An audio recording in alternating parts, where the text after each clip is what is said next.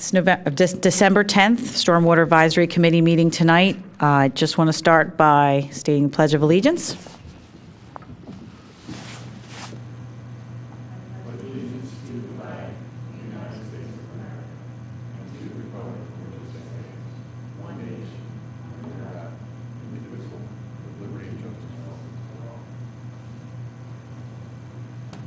Okay, good evening. Last meeting of 2015. That's scary. Just wanted to mention that we did have an executive session tonight to discuss a legal matter before the meeting.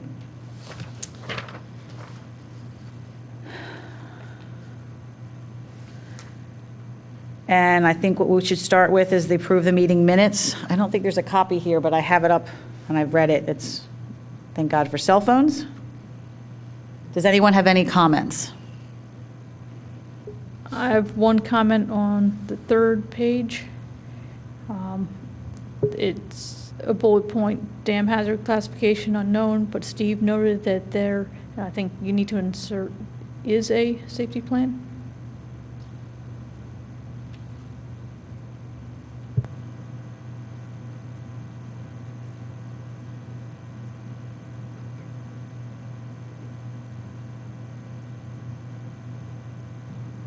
Are there any other comments?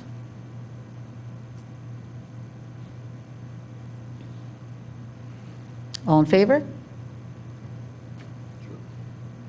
Aye. Great. Public comment. Is there any public comment? Madam Chairman, what I would request, perhaps, so Mr. Brotman is here from 102 Cumberland.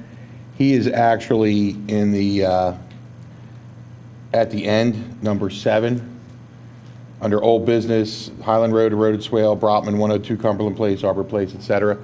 I would like to request, just for his benefit, instead of staying through the whole meeting, if the board, if it would please the board to let him go up front, and then he doesn't have to stay for the whole night. Sure. Thank you. Sure. Unless you want me to. So before I start, does everybody have a copy of the packet of 4 or 5 pages that was left at the front? I'm going to refer to that a couple of times during my short remarks. Just want to make sure, and I'll go through them with Steve's help, and we'll kind of talk about what they mean. But I just want to make sure everybody has one that we can refer to. We're all good? So just to reintroduce myself, my name is Alan Brotman, and I live at 102 Cumberland Place, which is contained within the Ithan watershed. And I'm here tonight mostly just to put a face in front of a project that has finally been put before the committee with the help of Steve.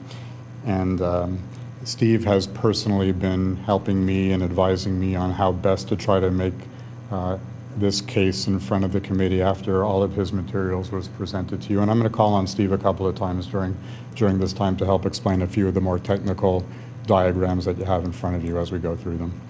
I'm assuming that if anybody has any questions while we're talking, you won't be shy and just interrupt me and you'll ask whatever questions so I can clarify anything that you want me to. The stormwater issue on my property also affects many other properties that are upstream from me, so to speak, from where I live on Arbor Place. So what we're talking about is an issue that I'm going to represent as the owner of 102 Cumberland Place, but as we'll go through on the picture, it's a larger community of people that have all been affected by this literally for more than a decade, and for people that have lived there longer than that, even longer. So this is something that's very familiar to all the people in our neighborhood. My goal tonight is to try to have you understand the scope of the problem and the effect it's having, not just on me, but the community around me.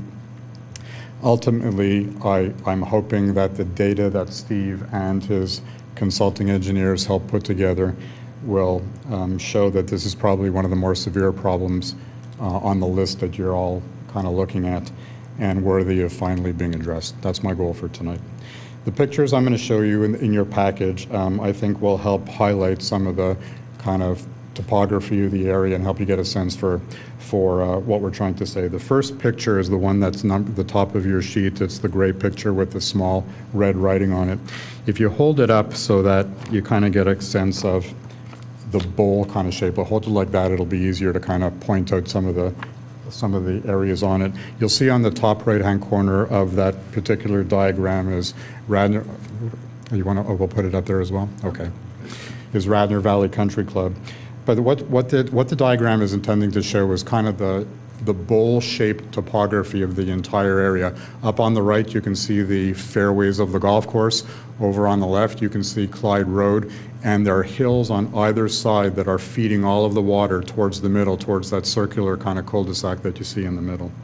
So over the years, many owners have struggled to try to divert the water off of the golf course and away from, and coming to them from the street. As the water would flow over their driveways and their patios and their walkways. Some of them have put pipes underneath their driveways or built structures to try to divert the water around them. Ultimately, the topography itself works kind of against everybody, such that the water is kind of coming down over everybody's property and ultimately down to me. So that I'm the bearer of the brunt of all of that stuff that's been happening all around me. These issues, I think it's important to note, exist for a variety of reasons. There has been some outdated engineering when the whole development was constructed. The house was constructed many years ago. The engineering that was used for the drainage did not keep up with the change in the terrain and the number of extra houses that were built. So the engineering itself is a little bit part of the problem. But there have also been some very ill-conceived renovation projects at the golf course itself, which had served to take the water and divert it off of the fairways and directly onto some of the properties adjacent to it. And that water has this combined effect as it goes down the hill and causes all the damage. So there's issues related to the engineering of the pipes and also from the structure of the water coming across the street. And over on the other side, the golf course itself. And some of the neighbors could attest to how that happened even before I was ever living there. But all those things combined to form the damage that we're talking about today. The second diagram, and I'll just turn. I'm sorry, before you go to the second diagram. Of course. So the first diagram has all these red arrows. Yep. And what I get from this, from the golf course side, is that there's a lot of runoff from the golf course that's flowing towards your property. So think of it as a progression of homes from the top all the way down to the bottom, so to speak, because there is a natural slope to the terrain. So it doesn't come directly from the golf course to my house. It passes over other neighbors as they try to divert it, and then ultimately down to me. I understand. I'm down at the bottom of the funnel. Gotcha. So not directly to me, but the answer to your question is yes. Mr. Shan, I'll just real quick on this. I did this really quickly. So these aren't vectors. There's no magnitude with these arrows. But basically what it's showing you is if you look along Clyde Road, so the houses that are located along there, there's a lot of impervious surface that drains to the rear yard. And so at the uppermost house, furthest up to the top of the page, the stormwater is a trickle. And then as it accumulates, and this includes some overland flow, but as each house contributes, by the time it gets down to where you see the number 2, which is a house in the cul-de-sac, it's a considerable flow. And somewhat similar situation, when you look up number 6, it says concentrated flow from Radnor Valley Country Club. So when I walked up through here during a pretty good storm from Mr. Brotman's and through the woods, there's an unusual amount of flow that comes off the golf course, very concentrated. And then again, through overland flow, and as each house contributes to it, it all comes down to Mr. Brotman is at the low point, so he does get that overland flow. But Arbor Place, there's no retention there. So really it's all conveyance. It's a medium-sized cul-de-sac. It drains to a cul-de-sac. There's a couple inlets at the cul-de-sac. Those inlets go to a pipe, and the pipe discharges. So there's no volume or rate control whatsoever. And I have another note here, various pipes. I don't know where these other pipes even come from, but there's black corrugated plastic pipes, not HDPE, just pipes that are ran through there. So then all these arrows converge on 102 and flow through there. Cumberland Place is the older development. Arbor Place was built afterwards, but the engineering standard of the day was there was no stormwater management ordinance in there. So really this is just conveyance. Get it off the street and get it somewhere. And this eventually, if you look through it, if I gave you the development plans, all this just discharges directly to Ithan Creek, down by the Blue Route.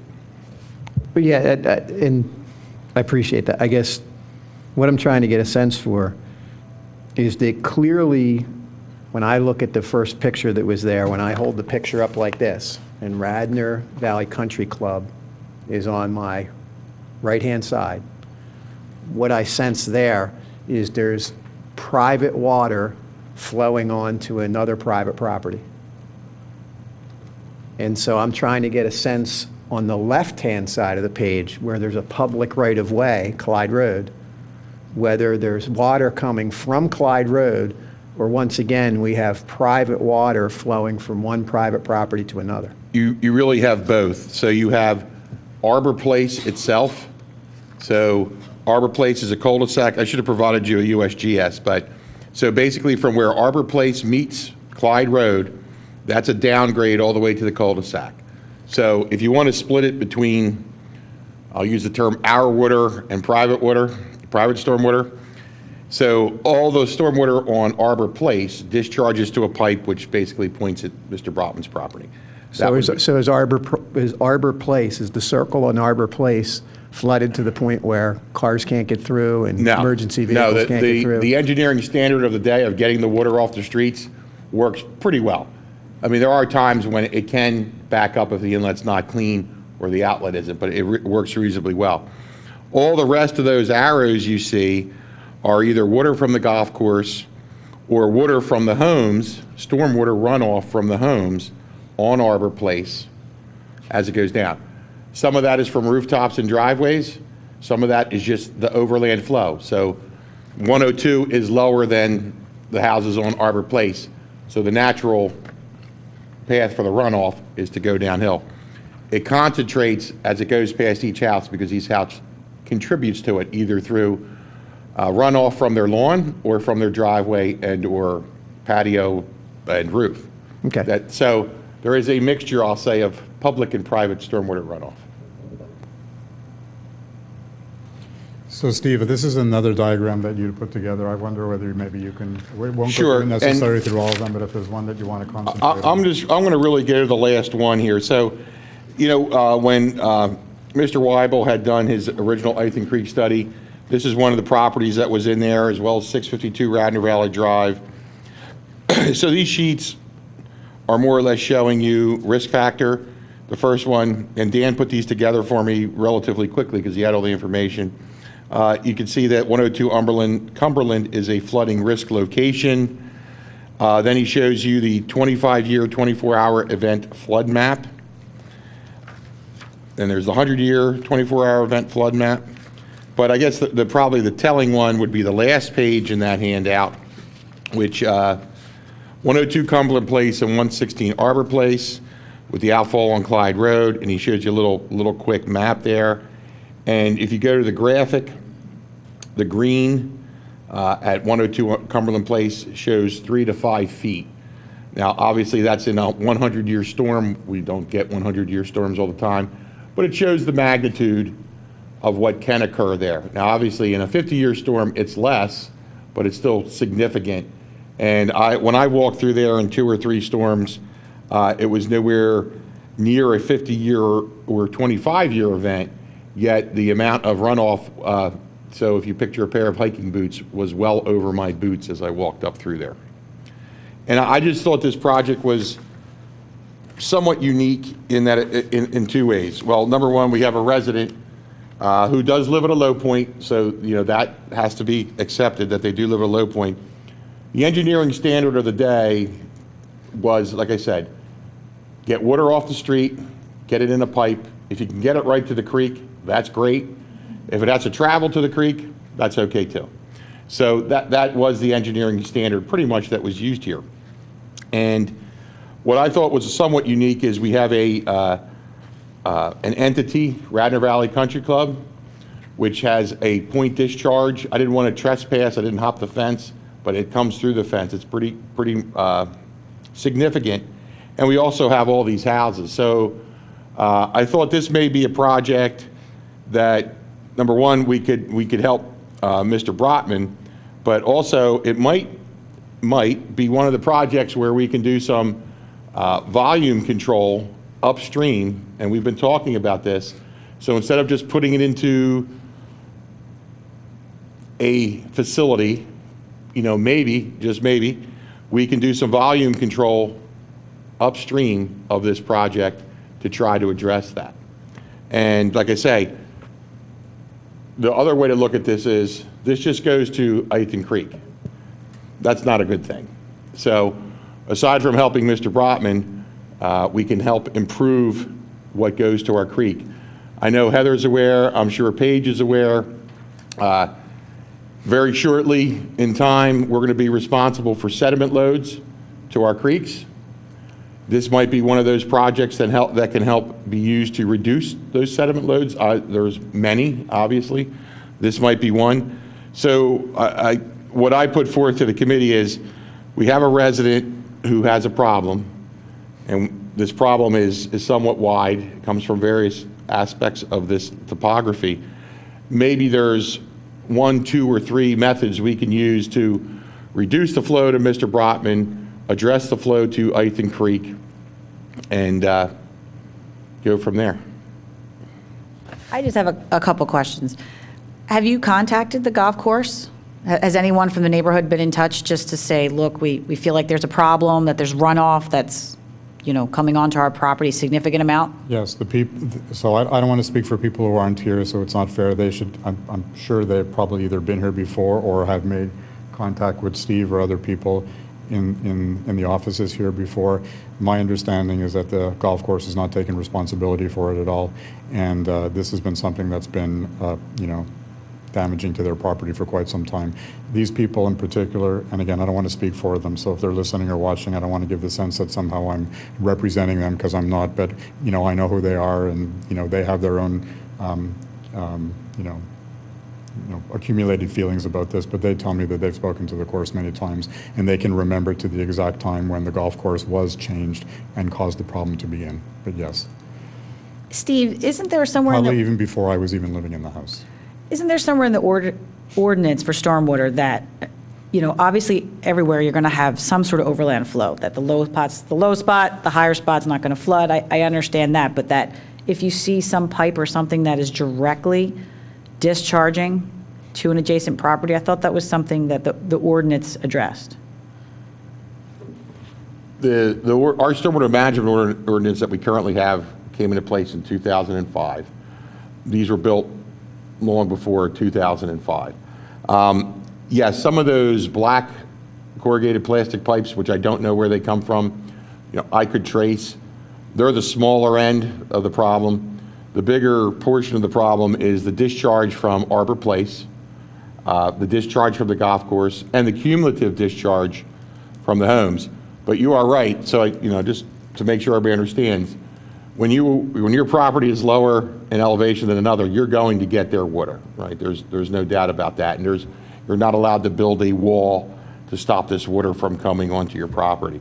But I don't think when this was built or whatever has changed over years, it was anticipated that this concentrated flow would be going through one property in the fashion that it does. I know Mr. Brotman has spent a good bit of his own money trying to mitigate this. And again, anybody who lives below everybody is going to get some amount of overland flow, just the way it is. But I think there's some other circumstances here that if this project, so we had talked about before, like various buckets of projects, not even from the SAC committee, but we have flood mitigation, we had infrastructure, unfortunately, I've come to this committee with many, what I call projects, and you could classify them how you want. Maybe this is one that could get classified into one of the groupings where at some point when we do our capital planning, this could be on the radar. And the fact that you chose Ithan Creek watershed, and I knew Mr. Brotman was in Ithan Creek watershed, to me this said, hey boy, here's a chance to look at a situation, because I have residents contact me all the time, and I wanted to be able to say, we have actually physically looked at this, from a modeling standpoint, and it shows up. There is an issue here. Well, I guess my question, though, is if there are blatant pipes, no matter when this was built or what modifications have been made in the, to the golf course, if they're blatantly discharging to a neighbor's property, does the township have the right to come in and say, yes, there's going to be overland flow, I understand that you're uphill, but there are pipes that are clearly discharging to the neighbor's property, that should be addressed. I mean, it might not solve all of them, but if we can start there, and that's one of 5 steps. The days I was there, and again, I'm, literally on the outside looking in, I'm peering through a fence in, pouring rain with vegetation all over. I don't recall seeing a direct discharge. And if they had an approved grading permit from the day of when they did whatever work they did, and we approved it, and it's built per plan, we don't have a retroactive method to go back and say, hey, you need to do this now. And I think the issue is that even, the pipes that we're talking about are, I don't think the intent of them was to purposely take water. It was done with very, very honest intentions at the time, and I'm not accusing anybody of disparaging anybody of doing anything wrong. The water is still going downhill, so whether it's coming through a pipe in a more concentrated way or whether it's coming, over to the ground, it's still coming and it's still going to collect further downstream. And I think, and not to take too much time, I'm happy to answer how, Steve answering most of the questions, but I guess I think the benefit of this particular project is it could be fixed, and it could be fixed through some of the strategies that Steve had been talking about, and hopefully it makes sense in the context of how you're classifying the projects. Maybe, maybe the sediment into the creek is not something that I anticipated on my own, but if it happens to be that this project could contribute towards that in addition to helping out everybody else, then if there's a way to be able to manage some of the water coming from higher up in the street where it's normally collecting, even if it wasn't everything, every possible angle of water, not suggesting that, but there are strategies that could be used that are consistent with what I think your objectives are. This is a project that you can actually kind of look at, I think, and Steve, I think, corroborated this, that you can actually, address and, have some contribution towards some larger strategy as well. I think you can.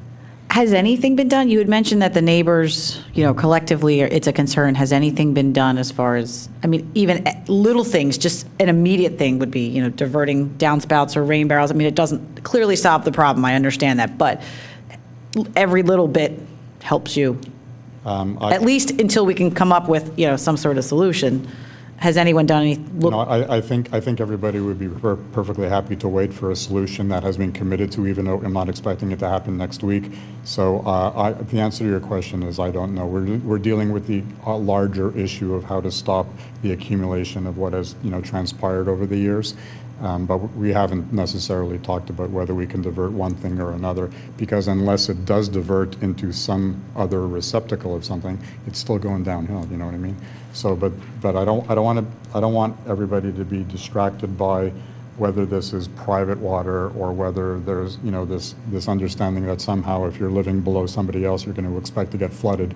I don't think, I'm exaggerating to make my point, but there's multiple reasons for everything that you're dealing with. Nothing is as black and white as everybody would like it to be.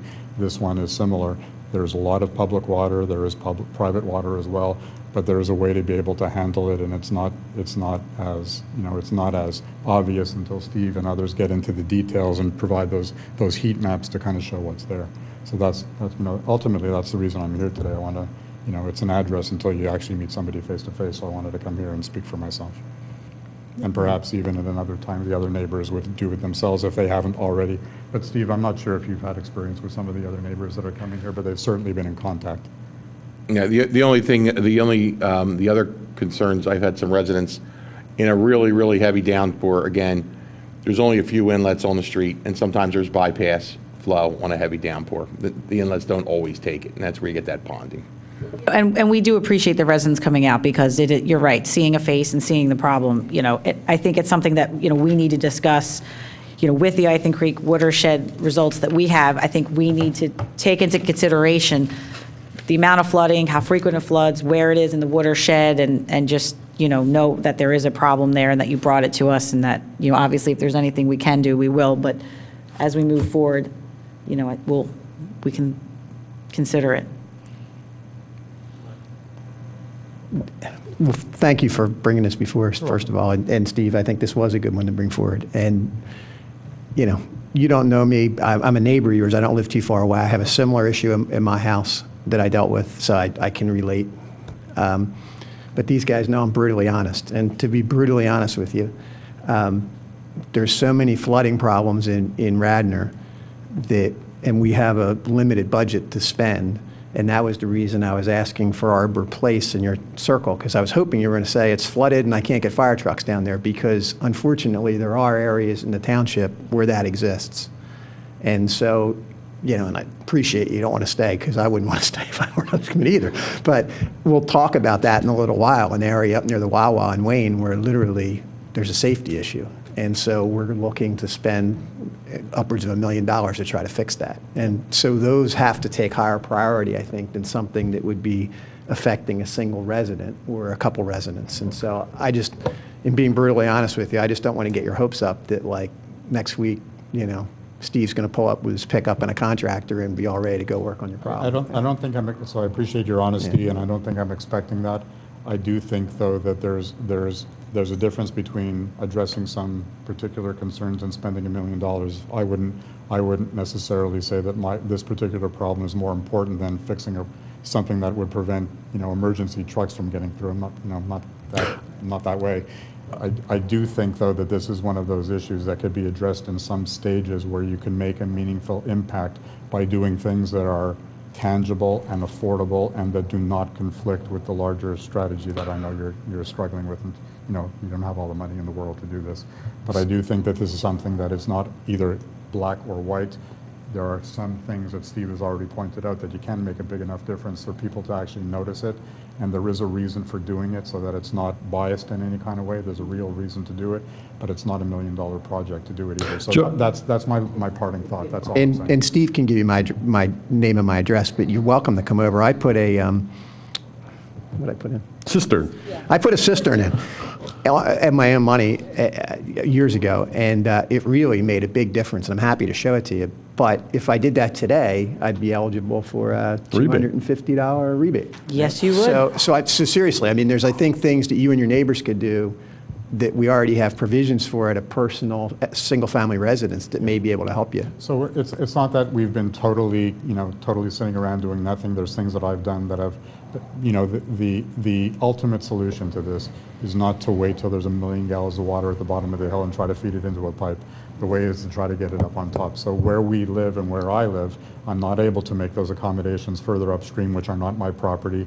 And everybody's very nice, but there's only so much people are going to let you do on their own property, unless they see a direct benefit to them. And sometimes putting the drain on their property is not a direct benefit to them. They'd rather it come down to somebody else's. So there are things that we've done, and I've done myself at my own expense to be able to collect the money, to collect the water. But the investments have been made, but ultimately, part of this, it's going to keep getting worse. I mean, the manifestation of the problem is that as the water continues to erode, the water flows down through earth, it gets wider. I have pictures, I mean, I've already overextended my welcome, but there's pictures that I brought of trees, that are 30-foot trees that are collapsing all over the place. You know, they don't always start off in my property, but they end up in my property. But the trees are high enough that if they go the wrong way, they're going to collapse over somebody's fence where somebody's playing in the backyard. So these are erosion that can, you know, it gets exacerbated over time. So the problem didn't look 10 years ago like it looks now, but 10 years from now, it's going to be probably unmanageable. So now's the time to try to do something about it. So I would like to offer an alternative approach. And again, I put this out because we're in the early stages of this, but would this be with the Radnor Country Club an ODP opportunity in terms of, you know, dealing with an issue that someone has? So yeah, well, it's a credit program for other than residential properties. And what it might do is allow money to be somehow given to the project that would deal with the issue at the country club, so that you don't have the problem. And we're looking for, you know, places where this might apply. And again, I'm not saying yes or no, but I am saying that it sounds like something we're looking for. So I just put that out there. I mean, as long as it's more than the $250 you were talking about. But yeah, I don't know how. Well, that's part of the discussion. I mean, like I said, we're at the early stages of this, but this offers a pretty good test case for how this might be handled. Fair enough. There's other people who would be involved in that decision. I don't know if the money is allocated for one specific purpose or whether you give it to them and they get to do, with their own choice what to do. But if it was done in the context of a particular, and I don't know enough about the program to know exactly all the details, but if it was done in the context of a particular problem that Steve has already identified, and if the money would go for that purpose, and if the club felt that they were reimbursed for whatever work, I guess it can work. The details are very sketchy at this point, but I mean, this actually helps focus us by hearing this problem, so I appreciate that. Yeah, it's one of several, and like I said, if there are a way to be able to deal with this over time in small steps, and this is Steve's idea, not mine, but if we were able to deal with pieces of the problem over time, and getting the golf course is a piece, and if there's other pieces that you can manage to fit into the budget in the context of saving the creek or other things, then that would be fine too. I'm not expecting a series of dump trucks and to show up at the street tomorrow, and neither are my neighbors, but I'm just I want to make sure that you understand what's going on, because without the help of Steve, it probably would have bypassed your purview altogether. There's so many big problems that you're dealing with flooding and emergency stuff like we're talking about. This is not the stuff that gets on your radar typically, but and especially when others like yourself, Joseph, have seen and dealt with issues like this before. This is different. This is like before we started doing some of the stuff that we did to put a drain in another location, for example. This is dangerous amounts of water. They're literally dangerous. If those drains clogged, houses would likely be underwater. So you'd know about it then. So we're trying to just get ahead of it. That's all. Fair enough. Thank you very much for coming. Okay, my pleasure. Thank you very much.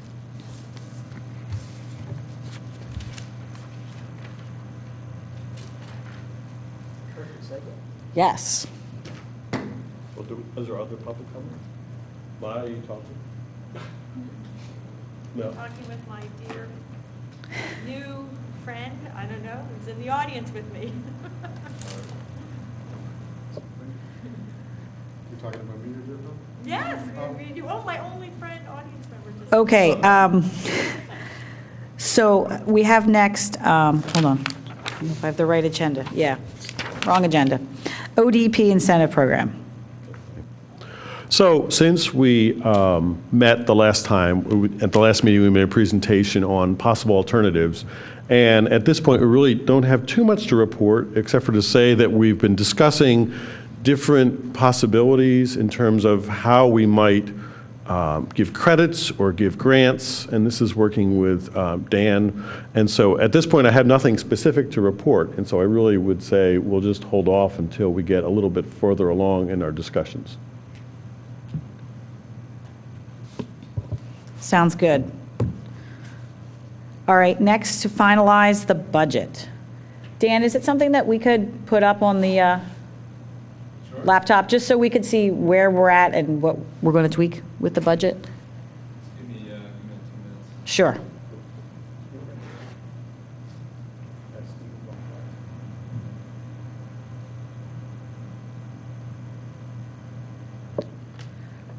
So from what I understand, and Steve had mentioned, they are going to finalize the budget on Monday. So if there's anything that we're going to tweak, it's here and now tonight to finalize.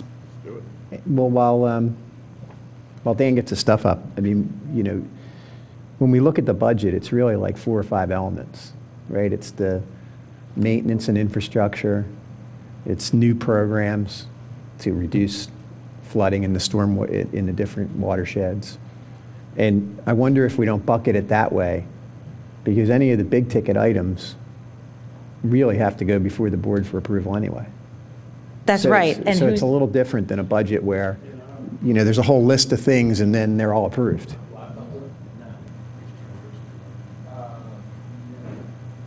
When I was at the budget meeting, the commissioners had just received our budget last time, and they said they hadn't really had enough time to review it. So is that going to be the case this time as well? Well, I think they have to make a final vote on it. I think this is it this Monday, so I know it doesn't give them a lot of time, but I don't think it's going to change that much. I thought at our last meeting, we really tried to come up with these very general components. Well, that's why I want to see what it is. Right, that's what I want to see what it is, too. Technical difficulties. You want to move Yeah, the next thing is dance too, if we don't have a laptop that works up there. I have a laptop. Are you going to try and take my laptop?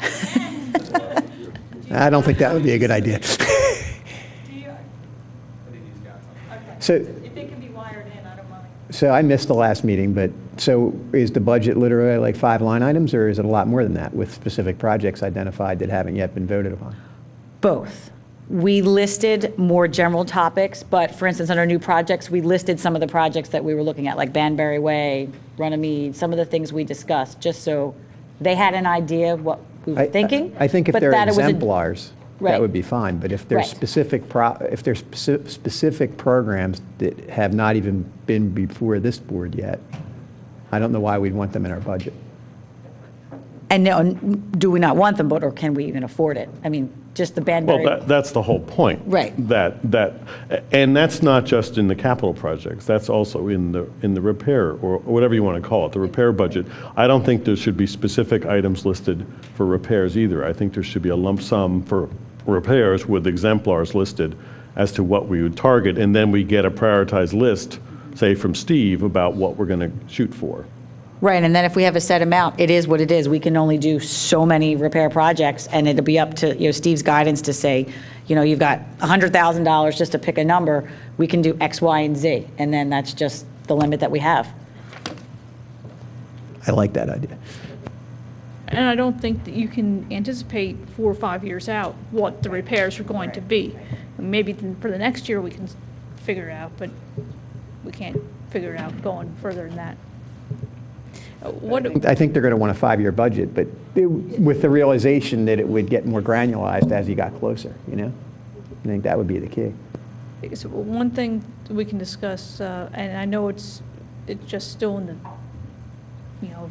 it's still in preliminary stages, the ODP, if there are going to be monies for that sometime in the future, how do we incorporate that? Madam Chair, if I may interject, I apologize, I was talking to Mr. Brotman. No problem. So the version 2 budget that is going before the Board of Commissioners on Monday, if you remember in a couple of my emails, is zeros all across. There is nothing in that because, at that meeting it was discussed, you folks would like to further define, refine the budget. So as it stands now, there is nothing other than some operating for CH2M and some other items in the budget that will go before the board Monday night. You might remember that Mr. White had noted he would treat this separately, so when this board was comfortable with whatever their 5-year plan is, we'll go back to the Board of Commissioners. It would have to go via ordinance.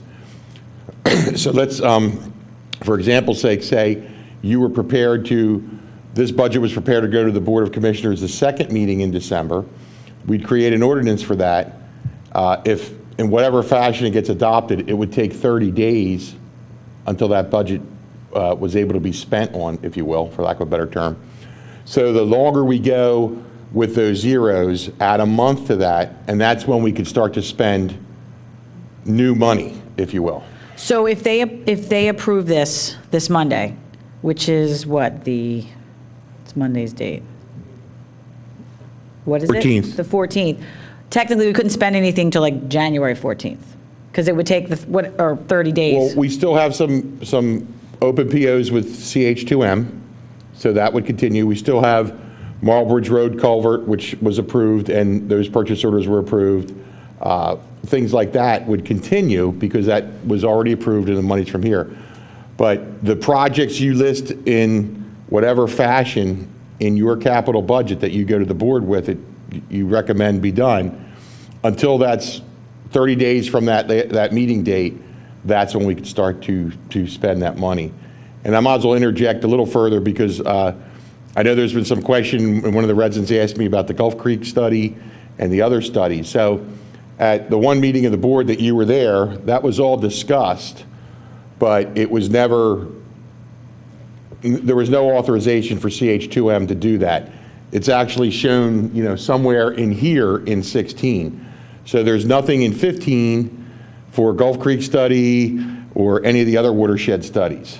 So you really just have, the only watershed study we're doing right now, or Dan will wrap up tonight, is Ithan Creek. but there was no resolution memo, there was nothing approved for CH2M to do that. We don't, they haven't provided their pricing and all that yet. So Steve, of the things that we're doing, that to me is the most critical. So what is it that we would have to do tonight to get that to be spent sooner rather than later? I mean, Okay. everything else is kind of incidental to that, to My me. suggestion would be, and I will have to check with Mr. White, but my suggestion would be, again, I'm going to take you down a path whether you go this way or not. Let's say you do not have this budget ready until January. Conceivably, I could have, you could recommend that CH2M perform XYZ watershed studies, township-wide watershed study, whatever it is you wish.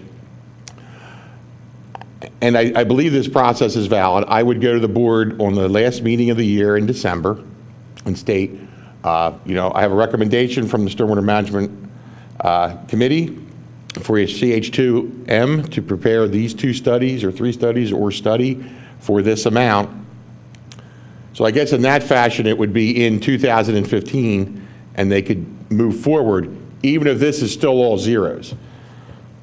I do need to check with Mr. White on that, and my boss, the manager, the township manager, but I believe that's a possible way to go. Or if you want to do it in a more clean fashion, it's all listed out in here, and in January, they get the authorization and they go. Well, at the very least, we should vote on it tonight, that yes, we want to go forward, and then just send a memo to the board? And as soon as possible, that we would I would want to move say- forward? But we don't even have Dan's price yet, right? I So have- we don't, I have and amendments. not that that's, to me, that's a big issue, because I think you as a committee should know the magnitude of the money you're recommending be spent. And I'm not saying, You ready? no dispersion on Dan, but I think we should have a real good idea. I would like time to look at the proposal to make sure I think it includes everything we need. Going on that assumption, I would suggest you put it in the 5-year capital plan. We bring this capital plan, again, for example, the second meeting in December, then later in January, that if that's approved, the ordinance would be passed in later January, and then everything that you have lined out can begin. The other thing I wanted to touch on was, there was the question of, Steve, can we just go back to that for Yeah, a second? I'd like to make- Go ahead, Joe. So, I'm sorry, there's how many meetings in December? there's one Monday night, this Monday, the 14th, and there's a second one, it's like the 23rd or something. Okay, so the first is a request, and I know that this may not be possible, but I'd like to request that our stormwater administrator develop a proposal for a township-wide assessment following the path that's already been done on Ithan. I'll leave it to you whether that can be done in support of the 23rd meeting. I'll second that. I'd like to make a recommendation that the SWIMAC recommends that Radnor stormwater assessment, or I'm sorry, that the SWIMAC recommends that our Radnor stormwater administrator, CM2H Hill, immediately begin a township-wide assessment for all of Radnor Township following the process, the engineering process that was recently completed, because that'll be done tonight, on the Ithan Creek watershed. I vote for, it's my thing, so I guess I don't have to vote for it. Anybody else is interested? Yeah, I mean, Steve, one of the things that we've been talking about is that there's a fundamental difference in the way that it seems like the rest of the budget's done versus what we need to have happen. And so one of the things is that we would like in this budget for it to look like groups of general spending, not specific items, and that we go before the board and ask for approval of specific items. Mr. So this Bergmeyer. would fit into that framework. You're definitely correct, because if the board approves this in those general terms, no matter what, we have to go back to the Board of Commissioners for each specific project. So if you have a bucket of money that says watershed studies, and it's X dollars, before we can move on that, we still have to go to the board and request that we can, have CH2M do this study or studies or township-wide studies for this amount of money. The board can opine on what they want, don't want, think it's great. So in that respect, I think you should have, my personal opinion and my recommendation is there should be a certain level of specificity for the public and the board to have when they look at this. You know, it can't be too general. But, and Mr. White, we did discuss this at the meeting. He said, you know, the board has two chances at this. They have the chance when they approve or review your budget, and then as you come in, as you know, through me, we go in for each specific project. They again have that chance to approve, not approve, ask questions. So what you said, I think, is a you know, doable way of going through this. So then, Dan, when can you get us a number? I'm sorry, could I, since it was my, again, my Irish is getting up. I'm getting frustrated because I missed last month's meeting. The meeting before, we made a written recommendation to the Board of Commissioners that was not followed up on. That's what happened, right? So now I want to make it again, and I don't want to put Dan on the spot. That's not fair. What I want to do is what I said. Dan needs to give you a proposal. It would be beneficial, he gave it to you by the 23rd, by the second week in December. I'd like to make a strong recommendation that I'm hoping my other committee members agree with, that we go forward with a township-wide assessment. I mean, I don't know why. I think it's going to be 5 to 6 to nothing, but I don't know. You're right. then- When and then we went finally- to the meeting, I thought we submitted Right, a so memo to the like, this board is- that asked for that. Come on, people's houses are, come on, let's go. There's flooding streets, we need to move on. And so the last thing is that I want to make a comment that I will be perfectly confident, Steve, I know how good you are, I will be perfectly confident, not even seeing that proposal or what it costs, because I know that you'll do the right thing. And so we don't need to wait till January to see the proposal and go through another. We've seen the good work that Dan does, we know what the previous one cost, and I trust that you're going to do a good job with the public money and not, this next one isn't going to cost 10 times what the last one cost. So, again, I want to make the request of our stormwater administrator that he develop a proposal that is for a township-wide watershed assessment that would include all 3 watersheds in the entire township in following the construct that was done on the Ithan Creek watershed. And I would like to make a motion that we would send to the Board of Commissioners as soon as this Monday night, but certainly by as soon as possible, that the SWIMAC recommends that our Radnor Stormwater Administrator, CH2M, immediately begin a township-wide assessment for all of Radnor Township. And, you know, we could clean up the verbiage, but that's what I'd like to vote on. May I add one other item to interject and hopefully not confuse things?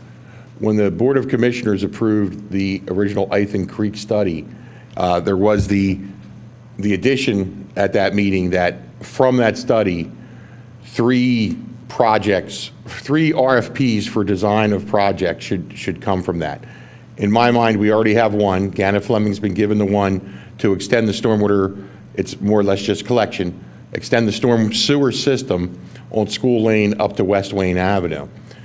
And my request, with all due respect to this committee, would be that the other 2 projects be an RFP. I would like to get the committee to authorize Dan Weibel to put together an RFP for design of the system of Banbury, and the subsequent one, which Dan touched on last meeting, I guess we'll touch on tonight, which used the school district parking lot, the library parking lot, and the South Wayne parking lot.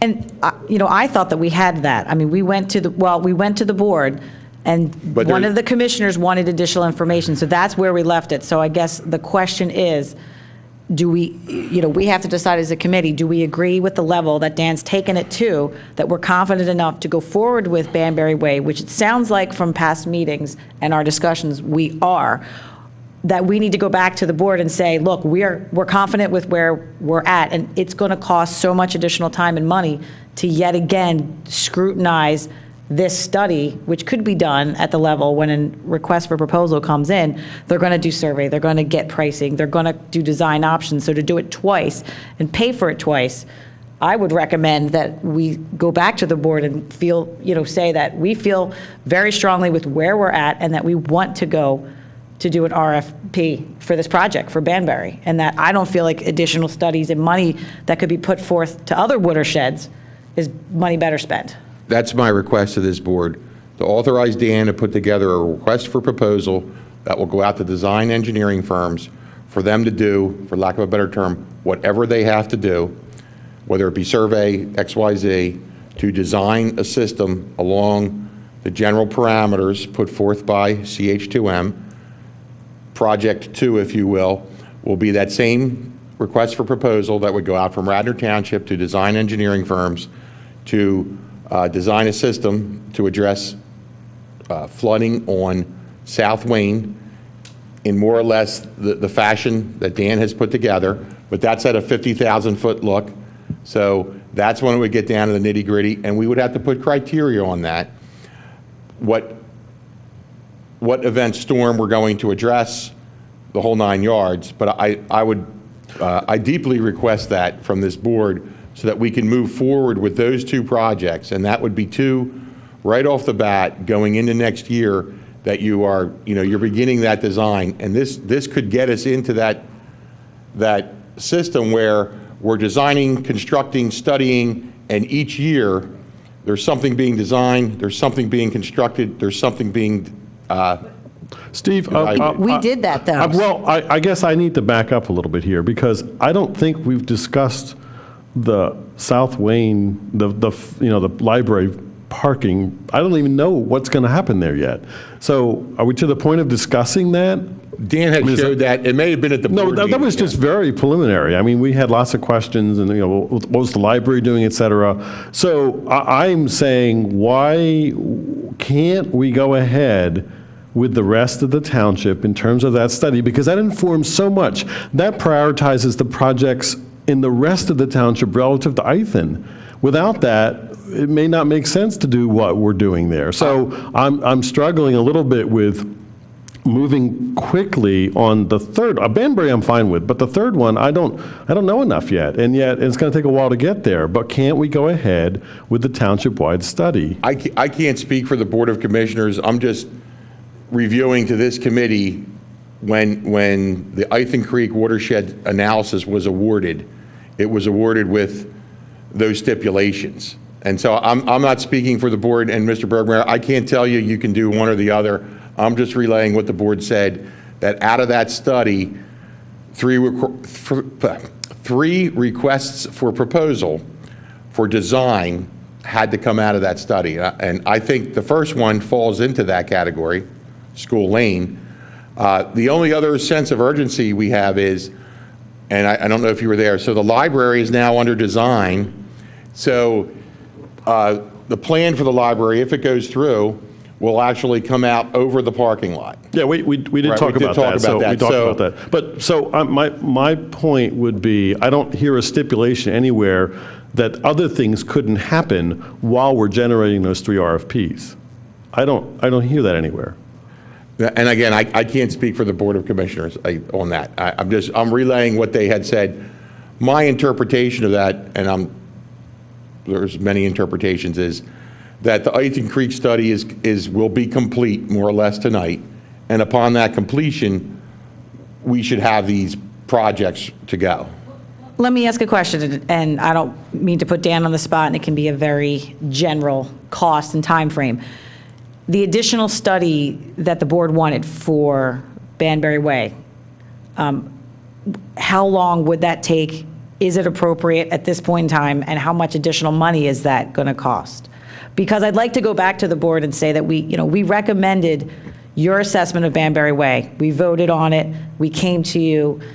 We've gone back to Dan and discussed what you asked us to, but we feel it's not in the best interest to do that. So again, we're coming back, if everyone agrees, that we'd like to take that next step to go to an RFP with Banbury Way. So I guess my question to you is, just to wrap my hands around it, just to understand the timing and the cost to do more intricate studies. So we have put in an amendment to do that additional studying, and actually we went ahead and did it, and I have results that I can share tonight. It's what I believe Commissioner Curley was looking for, and you all can opine if it makes sense to you. So I think we've already addressed that. So that would be even more reason for us. It's more positive in that direction, that this would be a project that is noteworthy to do, and that doing that assessment just kind of really, again, confirms it? I have to point out, this is way off the budget. Can we finish the budget, and then we can go on to Dan's thing? Sure. Well, but it is nice to know, though, in the back of the mind that, okay, so we have 2 requests for proposals that we're discussing, but there's other watersheds where there might be other projects that come out that, I know Banbury Way, we're talking about $900,000. That's 1 year's budget. So, I mean, I know it's a little off track, but I like knowing that this watershed, the other watersheds are included, so we don't leave them out, and that there could be a very key project like Banbury Way that we should consider. Should we flip it, and should we talk about the concepts I've further developed for the parking lots first? Well, so, I mean, Or- just so I understand this, Steve, on Monday, the only thing that's in the budget to be approved by the Board of Commissioners is the zeroed out stuff plus the overhead kind of things. That is correct, Mr. Bergmeyer. And Plus mill dam repairs. which, yeah, That's what's so on I the would. budget. I know, all right. Then I would say we'd have to back up then and talk about the fact that I don't think we want those to be specific items either. Yeah. So what we're looking for in the budget is a lump sum per year that would be devoted to repairs and listed in a similar way that we list, I don't know where it is. Flood reduction projects, something general? Is it down? Is this, what's going to the board? Do we have what's going to the board? This is version 1. This was the original version. Yeah, so what, Right now, to the board, is this in zeros? I'm actually trying to pull it up. This was so I version, mean, it's kind of hard to have this isn't what's going discussion. Yeah. Maybe Without we the could latest move thing. on to Dan's thing while Steve finishes the budget. Yeah, I think we need to see what's going to the board before we make a decision. Agreed. You want to hop gears while they're setting this up? Let's do Dan's thing. Dan, do you want to, while they're setting up and we get some more information on the budget, do you want to switch to? Okay. How you doing, Charles? How was Thanksgiving?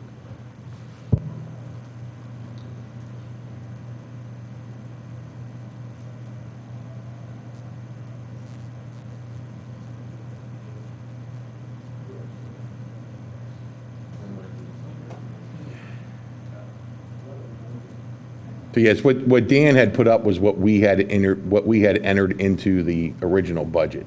So we're going to go online and grab the version 2.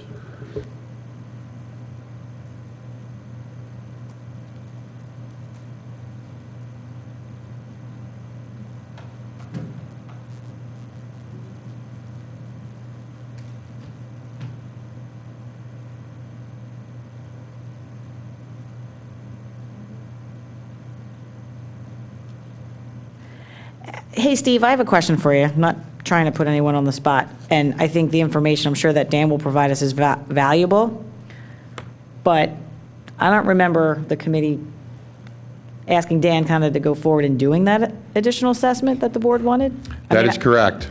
Okay, So right now, Dan did send a proposal, so. but he also said he did it. Yes, so he took a leap of faith there, and I can't comment on that leap of faith. Okay, Until, so I guess I'll leave it at that. Thanks. This came out of the board meeting, one of the commissioners. I'm not speaking for Dan. My assumption is he did it for the sake of expediency for this, but that is not an approved expense.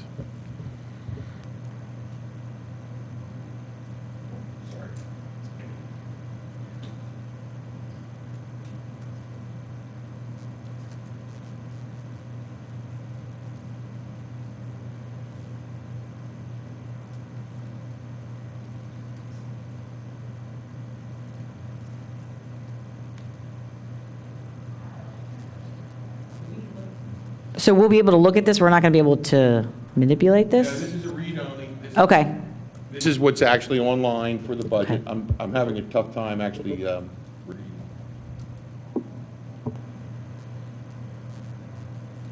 Okay, so here's our budget, the stormwater fund. Can you zoom in? Is it possible to make it bigger? Yes, ma'am. That's better. I'm going blind in my old age. We're all really old.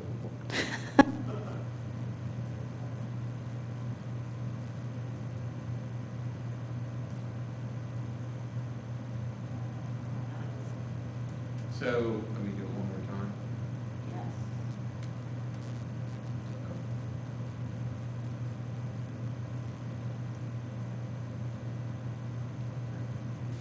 So it looks like it's 2 pages. So we have the stormwater fund. We have the stormwater fund, and as I noted, it is zeroed out. These were just the old categories from the last one.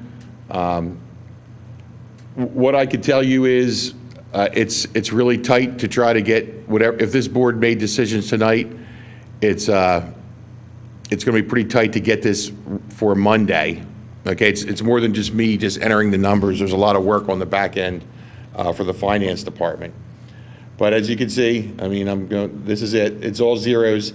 All these categories, the expenditure, the description can change. It's up to you folks to put forth, how you want to categorize these things, in what fashion and in what year. So maybe as Mr. Bergmeyer said, there are general groups. Maybe there's general and specific groups. But that's where we stand. So at the last meeting, I know that we had constructed something different than the first version. Where did that go? I mean, there was a lump sum area. Our budget had been submitted prior to that. I know, but now we're after that. So where did that budget go? It's still on the computer. It did not move forward. As far as I know, this, and maybe I should step back, this committee did not instruct me that said, put this in the budget. At the board meeting, it came out that additional work wanted to be done. I didn't get specific direction from the committee as a whole to put that in. If that's the case, I don't know if Dan has that, what the second version, we can do that. I think that'd be the best place to start because we spent time last committee meeting to come to that. Okay, that's the spreadsheet Dan had up prior. That was the one that was on before this without the zeros. That was Dan's actual spreadsheet. That wasn't the budget spreadsheet. Sorry, that was not the one you showed at the beginning of that meeting. I was looking for the lump sum with the exemplar projects listed, because we made that change during the meeting. Where is that in the spreadsheet? I guess we can look back in the video, but Can we pull that spreadsheet up again real quick? I don't think it's real quick.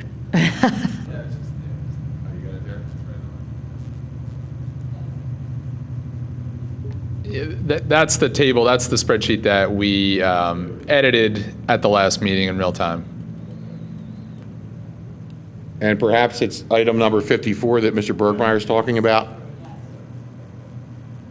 so, I mean, the other thing that I'm asking for is that we take the individual repair projects and put them into one lump sum with a max amount of money per year for that, and list the things that Steve has brought to us as, possibilities of what we'd look at.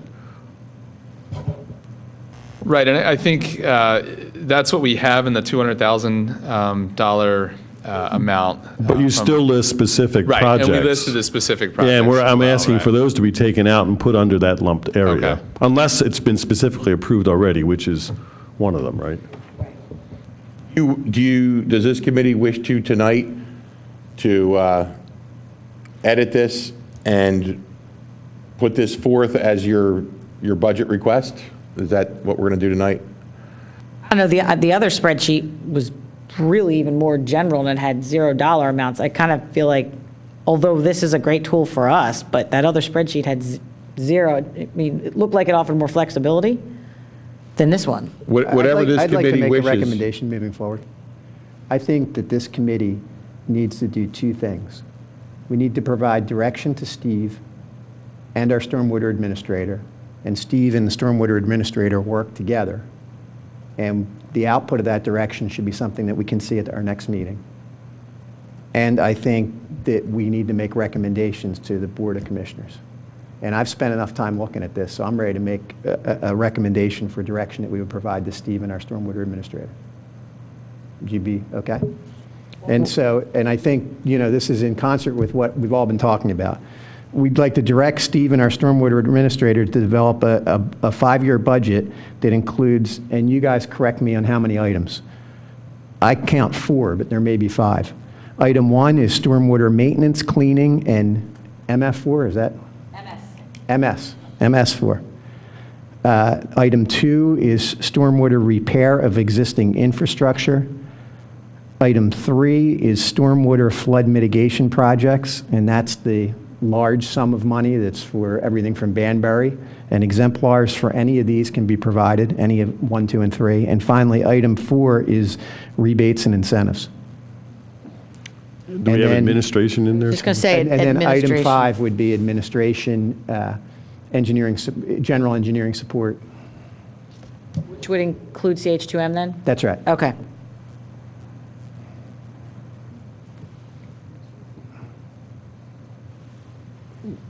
Charles? And, you know, I think from our perspective tonight, maybe we could provide some guidance on a percentage that we'd expect each of them to be. And then leave it to these guys, because we could spend a long time here, and I don't think it's productive for us. Right, so your goal is to have basically a 5-line budget that then we can present specific projects to the board at some time later. That's exactly right. I agree with that, in preference to trying to do either one of the budgets that have been out there. That's exactly right. That would be my recommendation. Well, and it allows us the flexibility that if something changes or we see another project in another watershed that we want to entertain, we're not, you know, having to go back to the board, that we have to get approval for every project. Why not have that flexibility now? And then when we're ready to go forward with the project, then we go to the board. So the only fixed cost right now is administration. What's the percentage? That's minor as a part of the whole budget. Yeah, so what, especially- 5%, 2%? I think next year's 30,000 or so. It's minimal because a lot of Dan's work was done up front this year. Okay, I'm just trying to put a percentage in that slot. I had in the past proposed repairs be 20%. I'm just putting that out again as a number. That makes sense to me as a planning, you know. So what we'll have for this board at the next meeting, at the January meeting, is a draft 5-year capital plan based on the 5 items provided. We'll also give you a breakdown of the CH2M expenses to date. That'll be for the year of 2015, broken down by tasks. If you remember, there was tasks in the RFP. That's how they bill us. That's how we book it. And we'll take that in. And just so I'm clear, and also if it's acceptable, again, I have to talk to the manager, the finance director. On the last meeting in December, I will be going to the Board of Commissioners to ask for approval for CH2M to perform the township-wide watershed study that you requested. That's right. We'll summarize. So to summarize, that was direction that we gave to you guys that we'll expect at the next meeting as far as the budget goes, right? And I guess the only other related thing is then from this meeting forward, so beginning with the next meeting, and we can start this activity immediately. When either of you get up to speak, you'll speak from a sense that, for example, hi, I'm Dan. I'm going to talk to you about the Ithan Creek Watershed Assessment. This assessment is part of item C, software flood mitigation projects. Okay? And then when we talk about things like, you know, Cumberland Place, you can identify whether you see that as a stormwater improvement or something in your maintenance budget that either is at or above what you need to spend, but at least it puts a framework in place so that we can really understand and manage this month to month, year to year. I'll ask Mr. White if we could have like an appendix to this table. So the general categories will be here, and we can show specific possible projects that don't clog up the spreadsheet, but you go to Appendix 22-A and say, oh, here are the Ithan Creek watershed projects, here's other possible projects, here's the infrastructure projects, here are those buckets to choose from. You know, I made it, that's a really good point, Steve. My list missed an item 6. And item 6 is existing approved projects. And so that would include, for example, Mill Road, Malin Road. To me, there's nothing wrong at all with those being shown individually, because now they've been approved by the Board of Commissioners. And you know, if they're like C1, C2, C3, but they're separate because that would make sense. It's just not having things that haven't been approved. Agreed. Thank you for that direction. So I guess then at this point, now that we have the 6, to suggest an allocation for each of them. So I'll just go back to the numbers where some low number, 3% is administration, whatever number, yeah. The one number and then 20% for repairs, 5% for ODP, for rebates, et cetera, and then the rest of it go to capital. Am I missing something there? Cleaning, stormwater maintenance cleaning. I would put that into, maybe we should call that category maintenance. So it's not But not repair, maintenance. not necessarily repair, it's maintenance of the system. So it could be the replacement of one pipe, cleaning, televising, repairing inlets. That was my first item, Steve, was stormwater maintenance / cleaning / MS4. Like that would be the But that's not bundle. repair? No, that was, no, that wasn't repair. That was just his other, which is, cleaning the culverts and. And we'll put MS4 in there. I think that's Yeah. a good category. So just so I have that, whatever minuscule percentage it is, I have the exact numbers for Dan's costs for next year. So I'll put the actual in there for the administration. 5% for rebates and incentives, 20% for infrastructure repair. So that's the culverts, bridges, things like that. The existing projects, that is what it is. And what percentage do you want to use for one, which is, we'll say, MS4 maintenance and so forth? Is that 5% also, or? Well, can you give us an idea what the cost Yes, is? I would respectfully recommend that's about a $100,000 item, especially with the MS4 portion of it. So 10% then. Yeah. I agree. And the remainder will go to flood mitigation. Well, we're calling that flood mitigation / capital projects. Thank you. So really, if you back into it, what's already been approved and what we're allocating, a little less than maybe half is going to go for capital improvements then.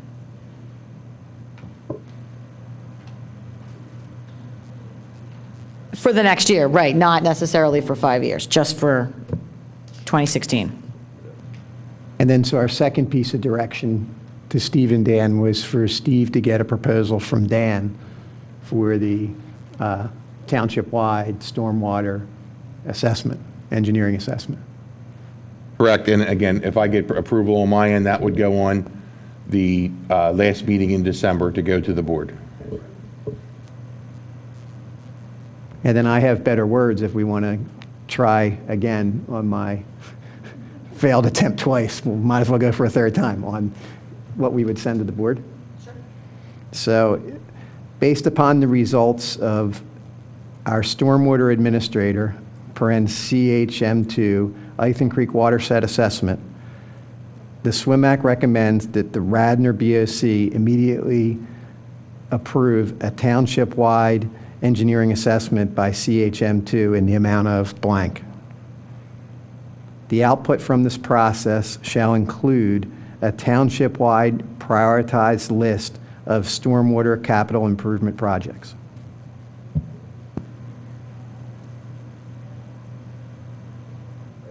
I like it. I second it. I like it. I like it so much, I second it. Charles? I think that you need to add a suggested prioritized list, because you don't want to be pinned down by what this Or an resolution initial? is saying. How about an Initial? initial? Go. That's a good idea, yeah, initial, because it could change over time.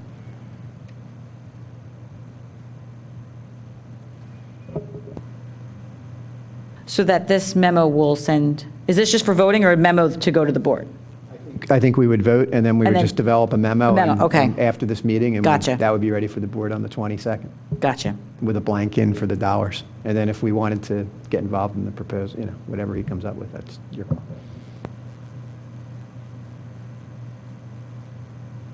Are we good on the budget then? Are we good on the watershed? We're good? That, so I have an action to go, I'll just draft that up and send it around so that we can, Yes. okay. All right, that was pretty painless, actually. I was expecting a little bit more pain, but that was great. Okay, so CH2M is going to present final concept modeling results and cost estimates. Whenever you're ready, Dan, you can take the floor. Thanks, Heather. You said this did include the additional study that the commissioners wanted, Yes. correct? Okay. I've got about 30 slides. I'm going to go through them fairly quickly. Hopefully it won't be too bad. So this is the concept that I initially presented at the last meeting for the school district-owned parking lot on Runnymede Ave. This is west of the Radnor Middle School. And then the township-owned parking lot on South Wayne and Runnymede. The idea was to provide subsurface storage and infiltration elements, not all that different from what we were proposing at Banbury and Francis. We would try to fit in as much water as we could underground. We were looking at products like concrete storage chambers that allow some infiltration to occur. We saw the parking lot on South Wayne to have some opportunities to put in some green infrastructure. You can see the green areas look like eyes on their side. These would be bioswales, bioretention type systems that would be between the parking spaces. Currently, this parking lot is just essentially a sea of asphalt. There's no landscaping. It's just a large paved surface. There is some slope to it, so that is a concern for putting in a system below ground. But we were showing 2 bioretention areas, and then we were showing a number of trees that could be put in along the western side of that parking lot, so those could be integrated into the system, again, really to enhance its performance and enhance its water quality benefits. So that was really the concept in a nutshell. We were also extending the system up to West Wayne Avenue, and that's when Steve had mentioned the plans that are in progress by the library to expand over the parking lot, and has since put myself in touch with the library folks and their consultants. I believe we're trying to set up a meeting or a call next week to discuss that. We have not altered our concept at this point, just we understand that it's something to be aware of down the road, that this certainly could change. But for now, we've kept it virtually intact.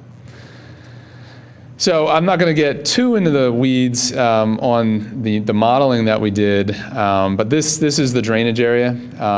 Hopefully you can see it okay. The purplish area that's shaded, that's all the area that's draining down toward Runnymede and South Wayne, and contributing to some of the flooding that we saw in our model.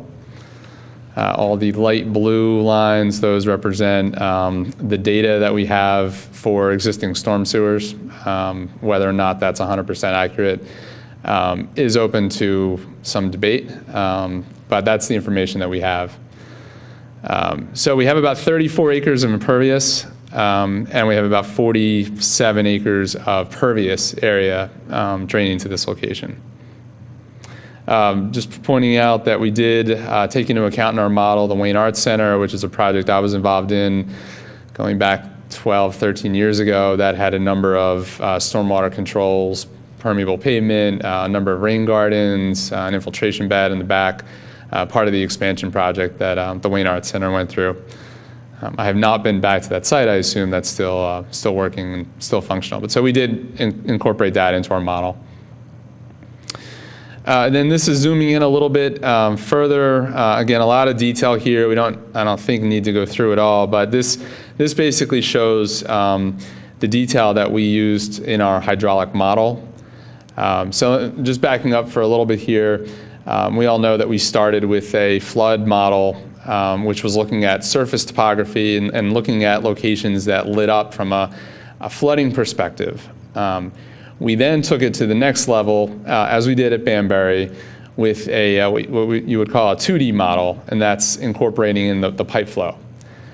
So that's where we went with this. We know this is a problem area, and we built a model using EPA SWIM, again, looking at pipe flow.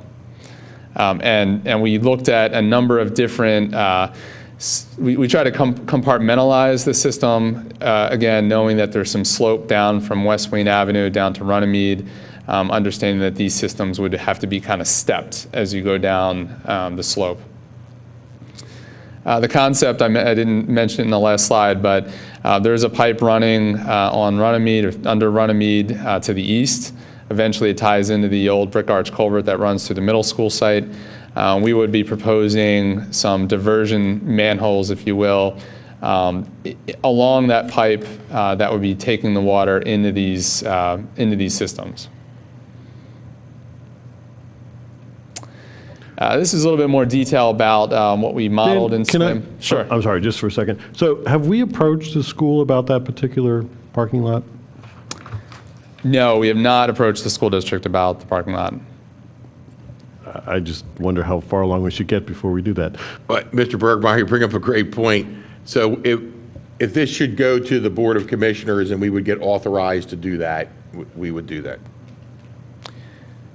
This just has some of the assumptions that we made in the model. We looked at the 25-year 1 hour, the 10-year 1 hour, and the 5-year 1 hour. Again, consistent with what we did for the Banbury-Francis concept and model for that. I'm not going to go into all the different elements there. Those are just some of the assumptions. And then just getting to the results, and we'll look at some graphics in a minute. So we looked at the baseline conditions, obviously. So these are the flood volumes that we saw in our SWIM model. These are million gallons. So 1.7 million gallons in 25-year 1 hour storm is what floods.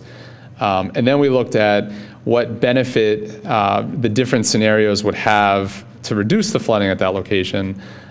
This first category here is the township and the school district lot. We looked at only the township parking lot, and then we looked at only the school district lot. Now we stopped the model not that far downstream from this site. So we did not go back. It was kind of out of budget or out of our scope to incorporate anything further downstream, such as the Radnor Middle School system. That is an improvement that could happen further down the road with a more enhanced model, if you will. But these are the results we got without including the Radnor Middle School system. Obviously, the system or the option that has both of the parking lots gave us the largest benefit, the most reduction in the flood volume. We saw about a 27% decrease in the 25-year 1 hour volume of flooding versus the township-only parking lot, which gave us about 19%, and then only the school district lot gave us about 8% for that storm. So I think what's obvious here is that doing a lot at these parking lots is beneficial, but only up to a point, and we're not going to eliminate the flooding that's happening at that location. And I believe at the last meeting, Regina had mentioned that she's aware of some personal knowledge of inlets in that area that have a chronic flooding issue. And I believe she was going to do some field work. I haven't seen anything back yet from her, but I provided her some information, some maps. But we did make a number of assumptions about which surcharged inlets in the model we would account for these systems, and which we thought were too uphill that we would not be getting that surcharge volume. We can look at that more in a second. Any other questions so far? Yeah, so just so I understand this, so the 5-year 1 hour event, with both systems, we still have 70% of the flooding that we have now. Correct. Okay. Mr. Bergmeyer, and again, if I may add, I think that's a fantastic point, and I don't know how that correlates to the depth on the street, but I would recommend, suggest, request we shoot higher for volume reduction, and if it's not there, it's further up in the watershed somewhere, because I think if the township spends $1 million or $900,000 or $2 million, we're going to have to do better than that for our public.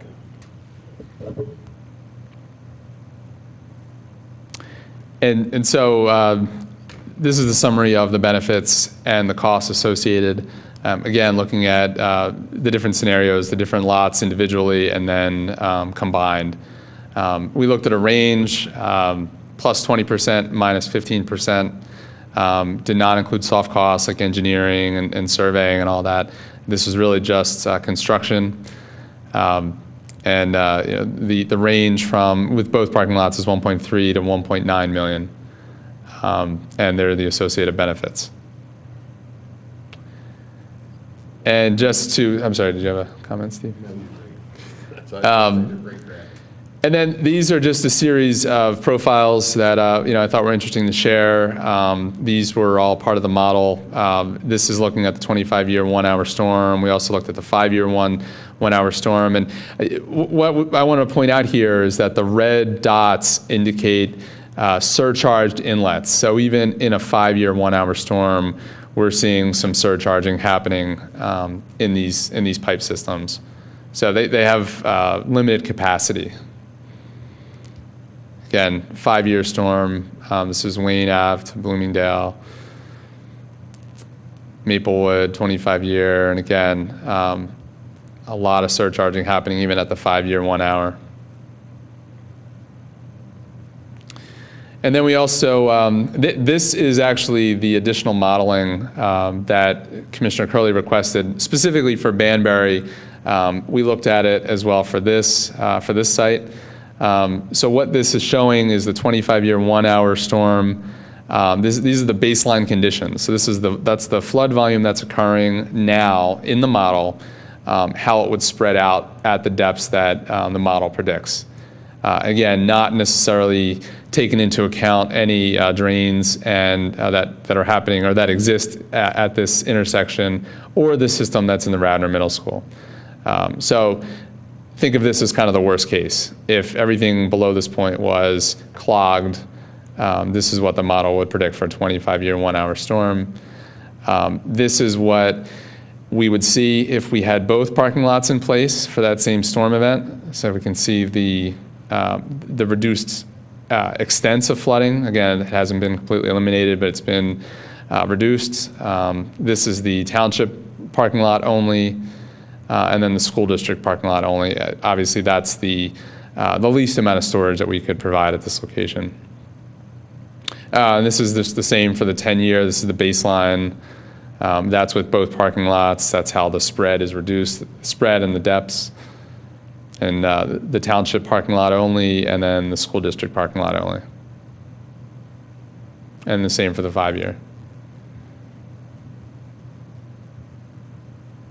So any questions on that before I? So I mean, what would be, I don't know, what's your recommendation as far as this project?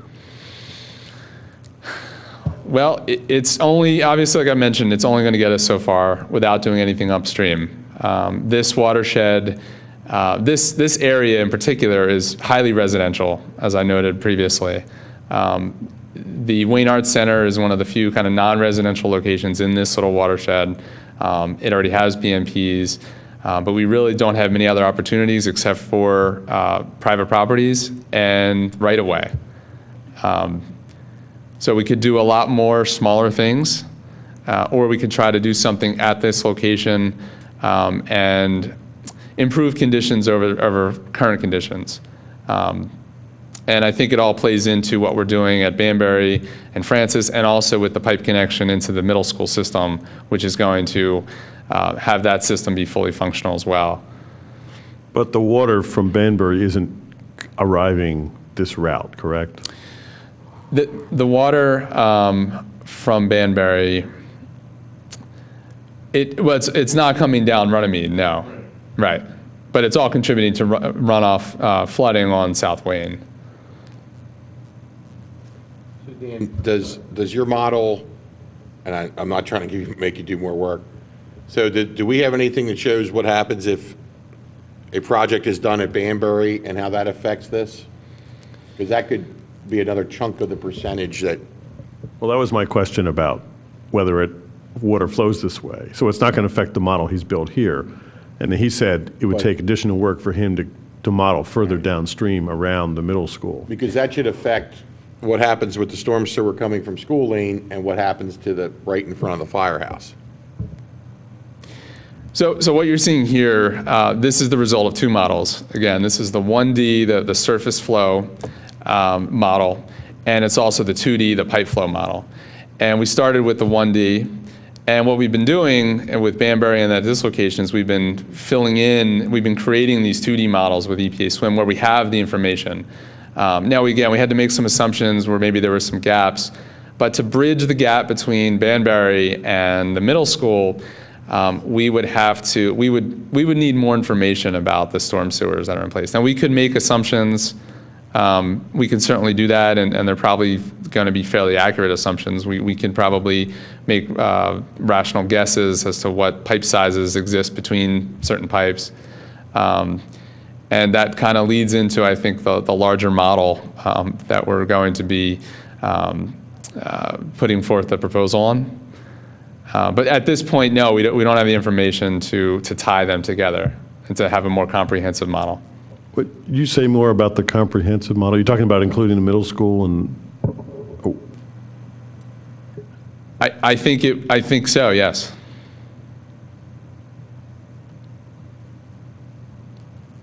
So I'm just wondering what other people think. I guess what I'm seeing is this is a project that maybe should be put on hold because it doesn't seem to benefit us enough. Maybe later on it could be combined with something else to get us more, but right now it's not something we'd go to the commissioners and say, yes, we should go forward with this.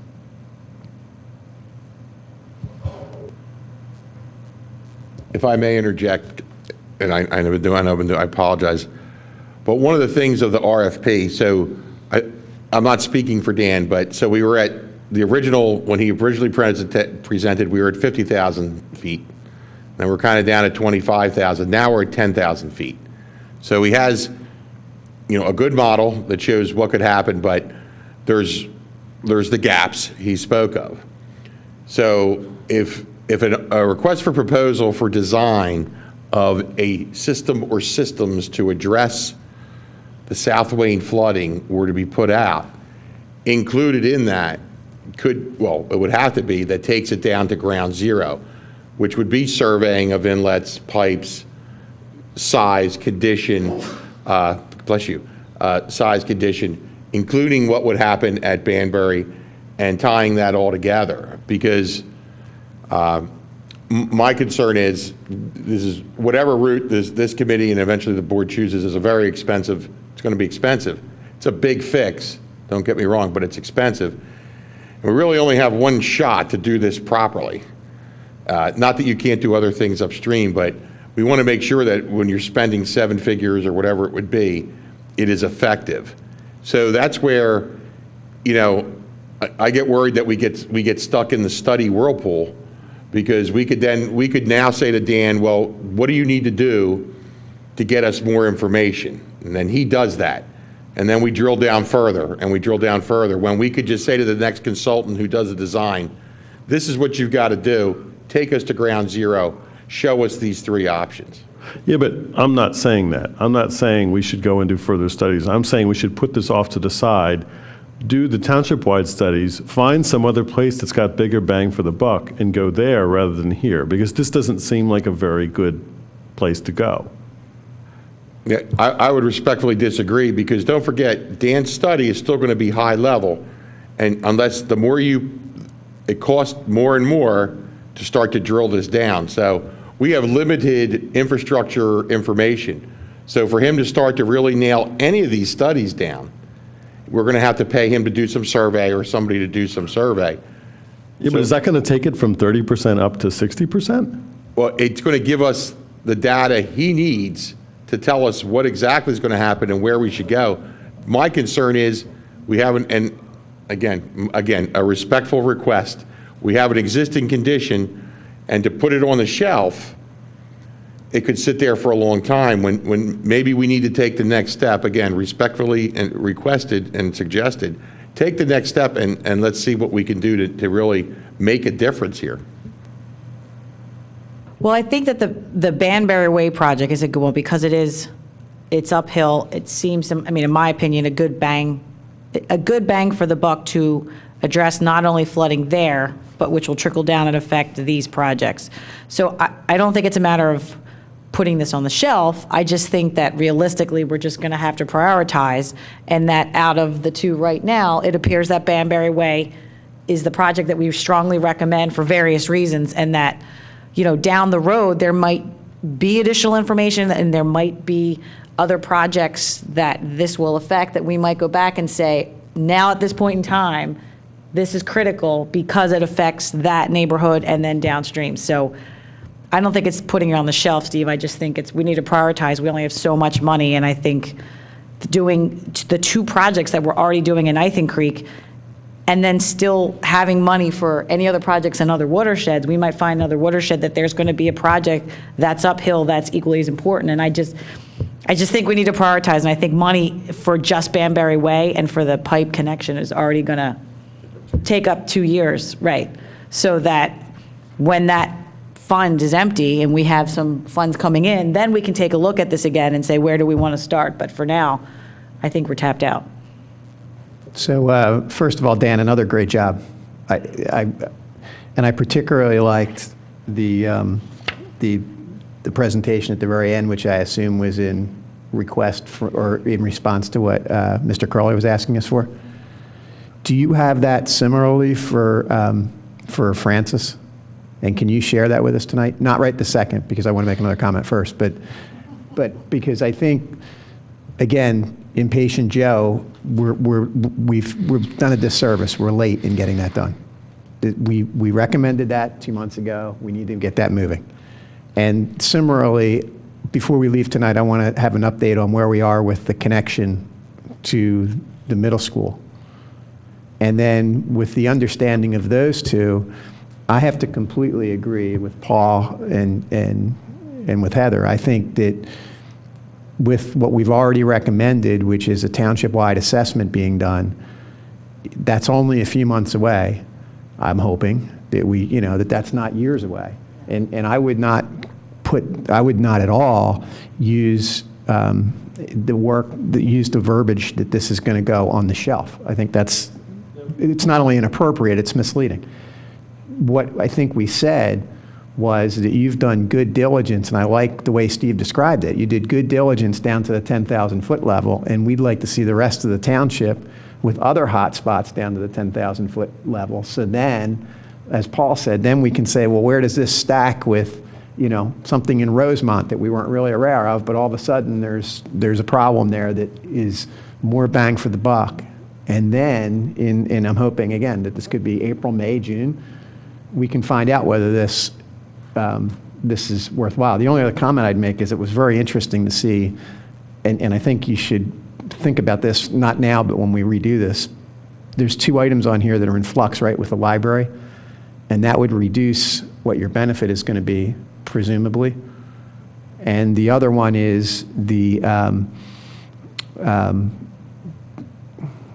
I went brain dead on the other one. There's another item that's also in flux here. Well, the school district owned. The school district, right. So, but the school district didn't show a lot of benefit, which is kind of interesting. So, relatively speaking. So, it just seems that with more information and getting more information on what the library's doing, we can make a better informed decision a few months from now on this, and with the prioritized list. Steve, to go back to the original question about the 3 RFPs, I think the reality that we're finally getting to is that there's only so much money. And really, we only have money for one RFP if we're going to do Banbury plus the hookup and that's going to take a couple years in terms of money that we have. If it's $500,000 per year on capital projects, that's what we got. And so there's no hurry to generate the second and third RFP. Understood.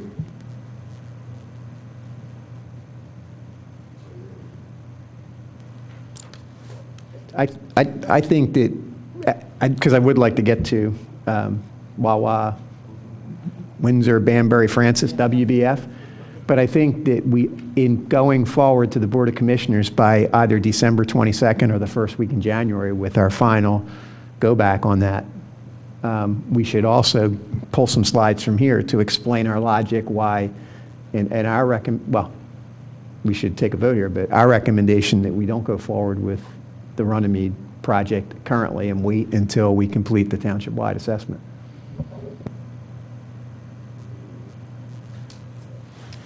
Get a motion to then attend the December 23rd meeting. Dan, would that be something I could attend and Dan could bring some slides? And that we could try, hopefully get approval then? Motion to get approval for that. For WBF. BFW, what we, Banbury Francis Way. Why are you making a motion to do that now? Why aren't you waiting for the rest of the presentation and just get the equivalent level of information on Banbury Way that you just got for Runnymede? That's a good point, but we... Yeah, I'm going to say it for the record. This is Maya Vermas, I'm the Delaware Riverkeeper. My question is why a motion is being made to advance the... Well, I want to say it for the people in the audience. Why a motion is being made to advance the Banbury Way project and why the committee is not instead waiting to see the same level of information on Banbury Way that you just saw on Runnymede. And We got a complete... The reason Excuse why me, I'm let saying me that, let me well, I'm going respond. to finish my comment. And the reason why I'm saying that is I don't think it's a given that Banbury Way is actually a better investment. I think you need the full information. Do you want to go forward? What am I saying? Yes, I agree. Dan, do you want to continue with the slides? Sure. So this is the summary that I presented a month ago. So that hasn't changed. We're looking at different options, different storage options. One option has enough storage to eliminate flooding for the 5-year 1 hour. We looked at the 10-year 1 hour and the 25-year 1 hour. What is new tonight is this series of slides, which again was our response to Commissioner Curley's request to take that information shown here in terms of reduced flood volumes and produce that or represent that graphically using our flood modeler software. So this is again, I'm sorry. So just to make sure we're all on the same page. So this was the first of the 3 engineering assessments that was done at the detailed level, and an exhaustive 60-page presentation was provided to this board 2 or 3 meetings ago. And that went on over several months as we got more and more information. And what you're seeing tonight is when we brought forward, because we had already recommended to the board that they approve and go forward with this, Mr. Curley asked for some additional information, and that's what you're showing us tonight. So this board, this body has already recommended that this project go forward, right, from a design and engineering perspective. So we're just Correct. getting additional information. So I'm sorry, I just wanted to set the record. So. Okay. So again, what this shows, very similarly to what I showed on the Runnymede South Wayne, this is a graphic that's the result of 2 models. So this is different from what you've seen before. This is now taking information from a detailed hydraulic model in SWIM and applying that onto our flood modeler surface 1D software, 1D model. And this shows the 25-year 1 hour storm flooding volume spread out and by depth under the existing conditions at Banbury, Francis, and Windsor. And then this shows the 5-year storage option. So the smallest storage option that we looked at against the 25-year storm. So again, there is still some flooding It's been reduced. As you can see, the extents and the depths have been reduced, but there is still flooding under that option. And then here is the 10-year storage. Dan, can you just go back to that 5? So the flooding would be to what depth? I'm just trying to figure out this scale over here. So the scale is in feet. High is the kind of that reddish color, and that goes up to 0.8 feet. And the low is 0.02 feet, the blue. The light blue is roughly what? The light blue, I think that's showing where the, Is that a with the hatch, you detention- mean? The detention system?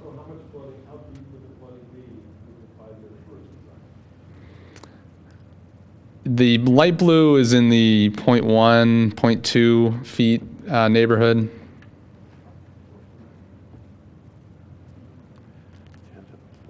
You're virtually reducing almost all flooding in that intersection. Right.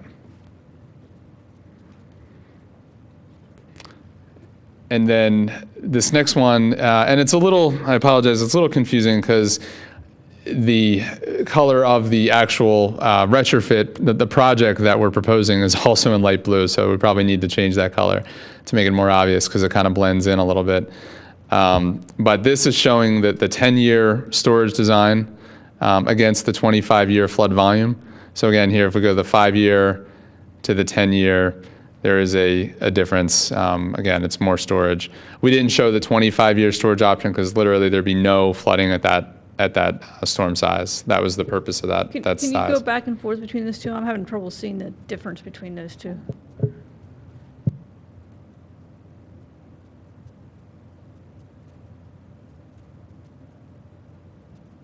Yeah, I think it's blending in to the BMP color. I'll make sure we update that and we can send out a revision on that.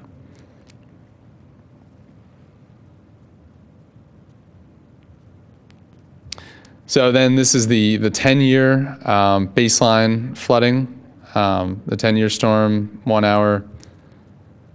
And here's the 5-year storage design for that.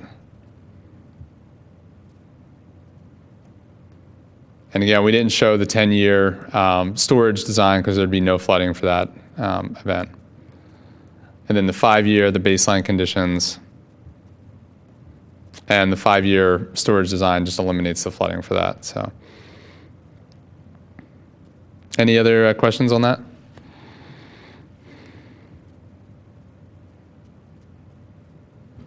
So, Dan, again, this is my ignorance. At least as far as the 5 and 10-year floods, there isn't much difference between a 5-year storage design and a 10-year storage design? When you say there isn't much difference, so the 5-year is about 1.8 inches, 5-year 1 hour, and the 10-year is 2 inches. That's the 10-year 1 hour. So it really is not a huge difference between those two. Okay. And actually, that kind of brings up the next point I wanted to make real quick, if we have time. There was a question at the last meeting, I think Steve raised it, about looking at historic rainfall data and how that compares to the design storms that we've been running. So we looked at rainfall data from the Philadelphia International Airport, which was actually good, convenient data for us to use, starting in 1980 through 2013. And we looked at, and this is kind of a summary of the top 10 storms by intensity, so inches per hour. And you can see that the 25-year 1 hour design storm, which has an intensity of 2.4 inches an hour, is equal to about the second highest storm, intensity-wise, that we've seen during that time, which happened in the year 2000. There was 2.43 inches over 2 hours. And just wanted to respond to that question that came up before. So from what I remember for the percentages and costs before, it really didn't change. I mean, it really just additionally confirmed what your first output was. That's correct.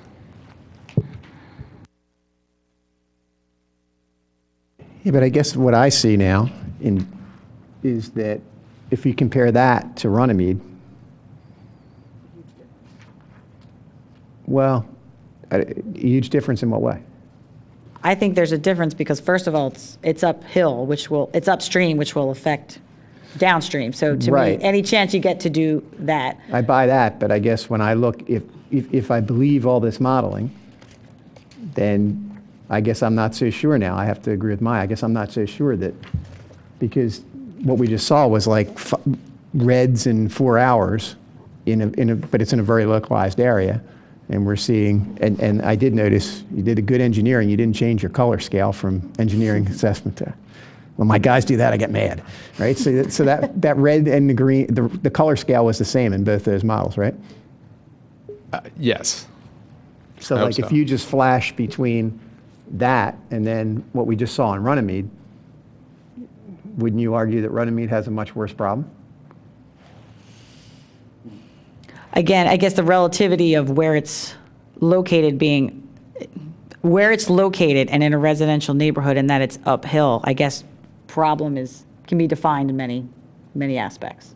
You know? I understand that your water flows downhill and you're diverting something, but I'm just saying if I just look at the numbers, am I missing Well, something or am I not missing I something? guess the other thing too is also looking at, if you pull up the percentage of the flood reduction, hold on, between the two, I thought there was more of a reduction at Banbury than there was at Runnymede.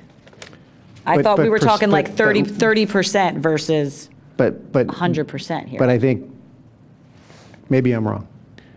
I think we need to be careful with percents because you're using percents on rainfall, which is, if you save 100% of a 1 hour, and it only floods 1 inch, then, Well, right? So you need to look at how much rainfall and how, I think, I not just think it gets percentages. to a bigger question. We're at a great spot. We can actually start talking about how do we choose. We made a set of criteria way back when we were down in the police room somewhere. And maybe we should revisit that now that we have 2 projects that allow us to think about this in very concrete terms and say, how do we want to make decisions? So I see your point. I see Maya's point. I don't know right now. I don't know. And I think I just need to be educated about what would make the best decision. What would you say, model man? What are you specifically asking?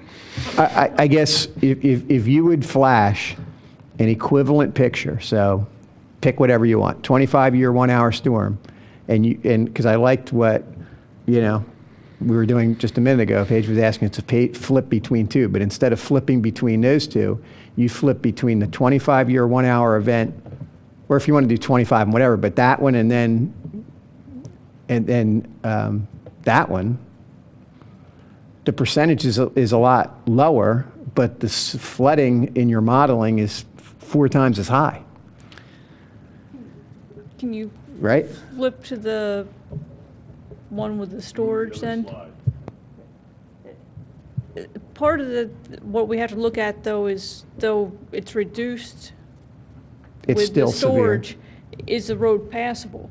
If you reduce the flooding in the road from 4-foot depth to 3-foot depth, it's still impassable. And Yeah, right. that may not be a good benefit because vehicles still can't get through.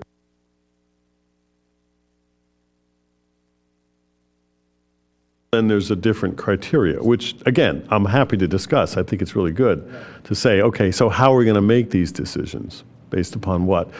So again, I still like Joe's question to you is, so if you had Banbury project and you had Runnymede project, and you wanted to give us the greatest benefit, which one would you choose? Well, let me flip back to Banbury.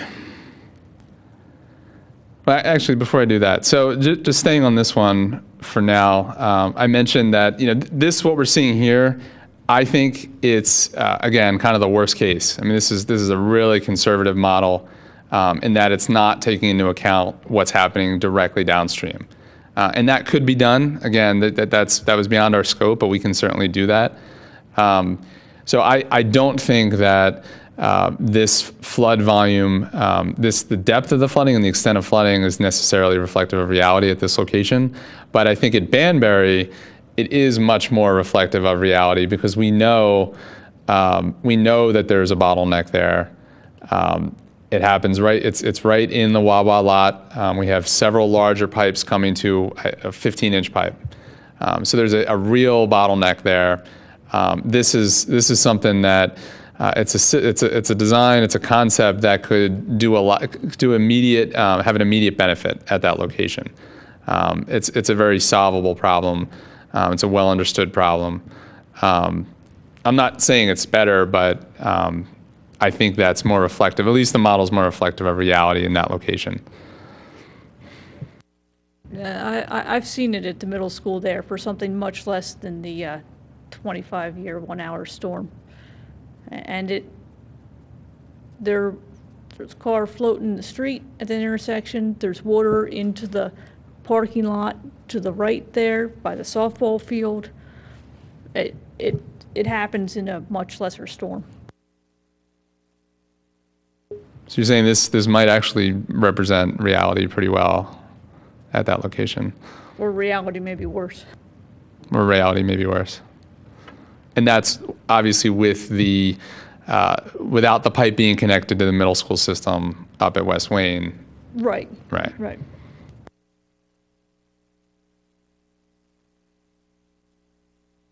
So I think I'll take the words off the shelf, on the shelf, off my discussion, but I still think that we're at a point with Runnymede where we're kind of at an impasse as far as what could happen right now. That's what somebody tell me I'm wrong.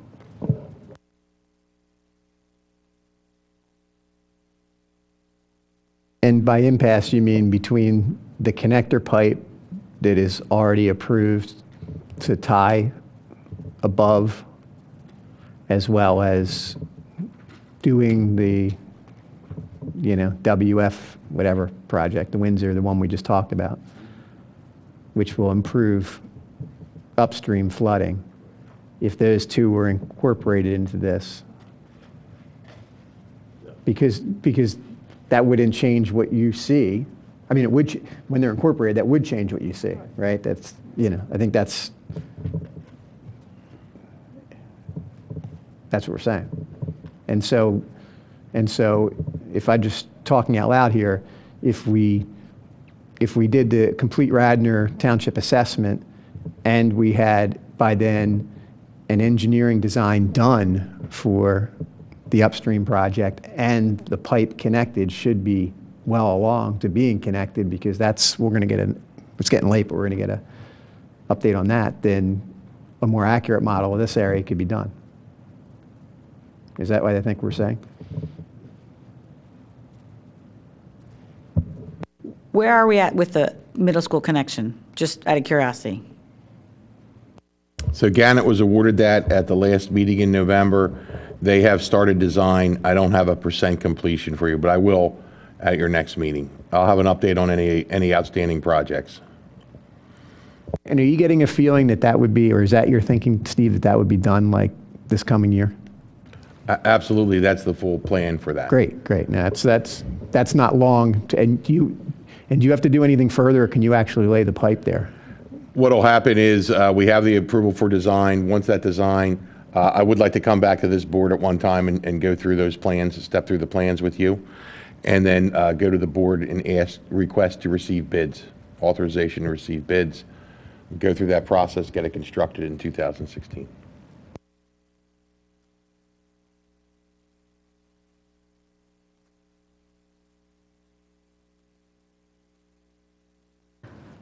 So at this point, do we want to vote to stay where we're at? Do we want to vote to discuss this in January, further discussion before we go back to the board? What would I'm be the open to purpose thoughts. of discussing it again? I mean, I don't mind, there's no hurry in this particular project either way. So, I mean, I'm okay with waiting a month and letting it sink in a little bit more. I'm fine with that. Joe, you're the hurry guy. What do you want to do?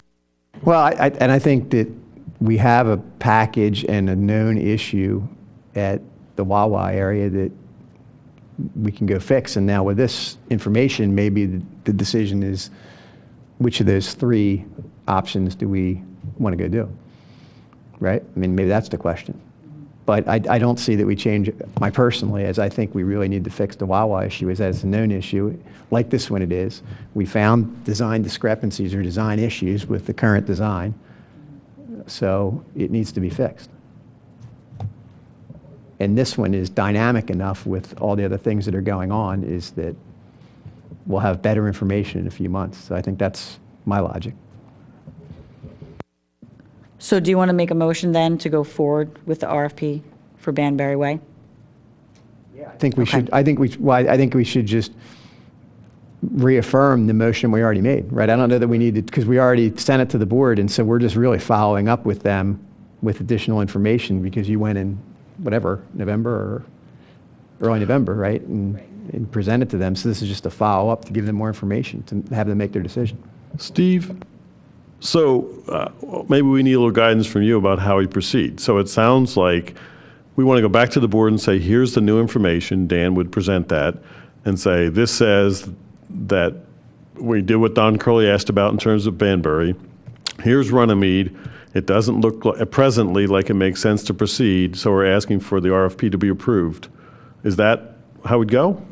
That's correct. So, and I guess what was discussed at the meeting when Heather was there, that's one thing, but for official approval, there's a resolution and a memo that goes with that. So things were discussed.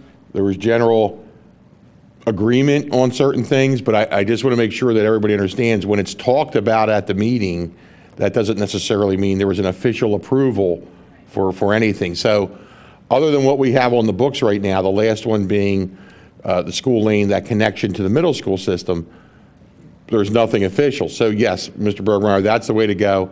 I would request we present, and I don't make the decision of what's on the agenda, but I will make that request. So whether it's the second meeting or the first meeting in January, and with that request, I will have a memorandum detailing that and a resolution on their plate, on their docket. So presentation goes through. If all goes well, that's approved, and that's how we move forward on anything. There's always a legislative memo and a subsequent resolution.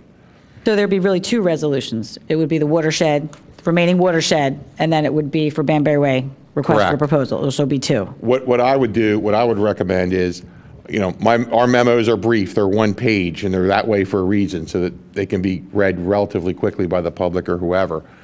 The detailed presentation by Dan, so when those two agenda items come up, really it would be Dan speaking, laying out why you've made that decision, and then the memo and the resolution are there to be acted on.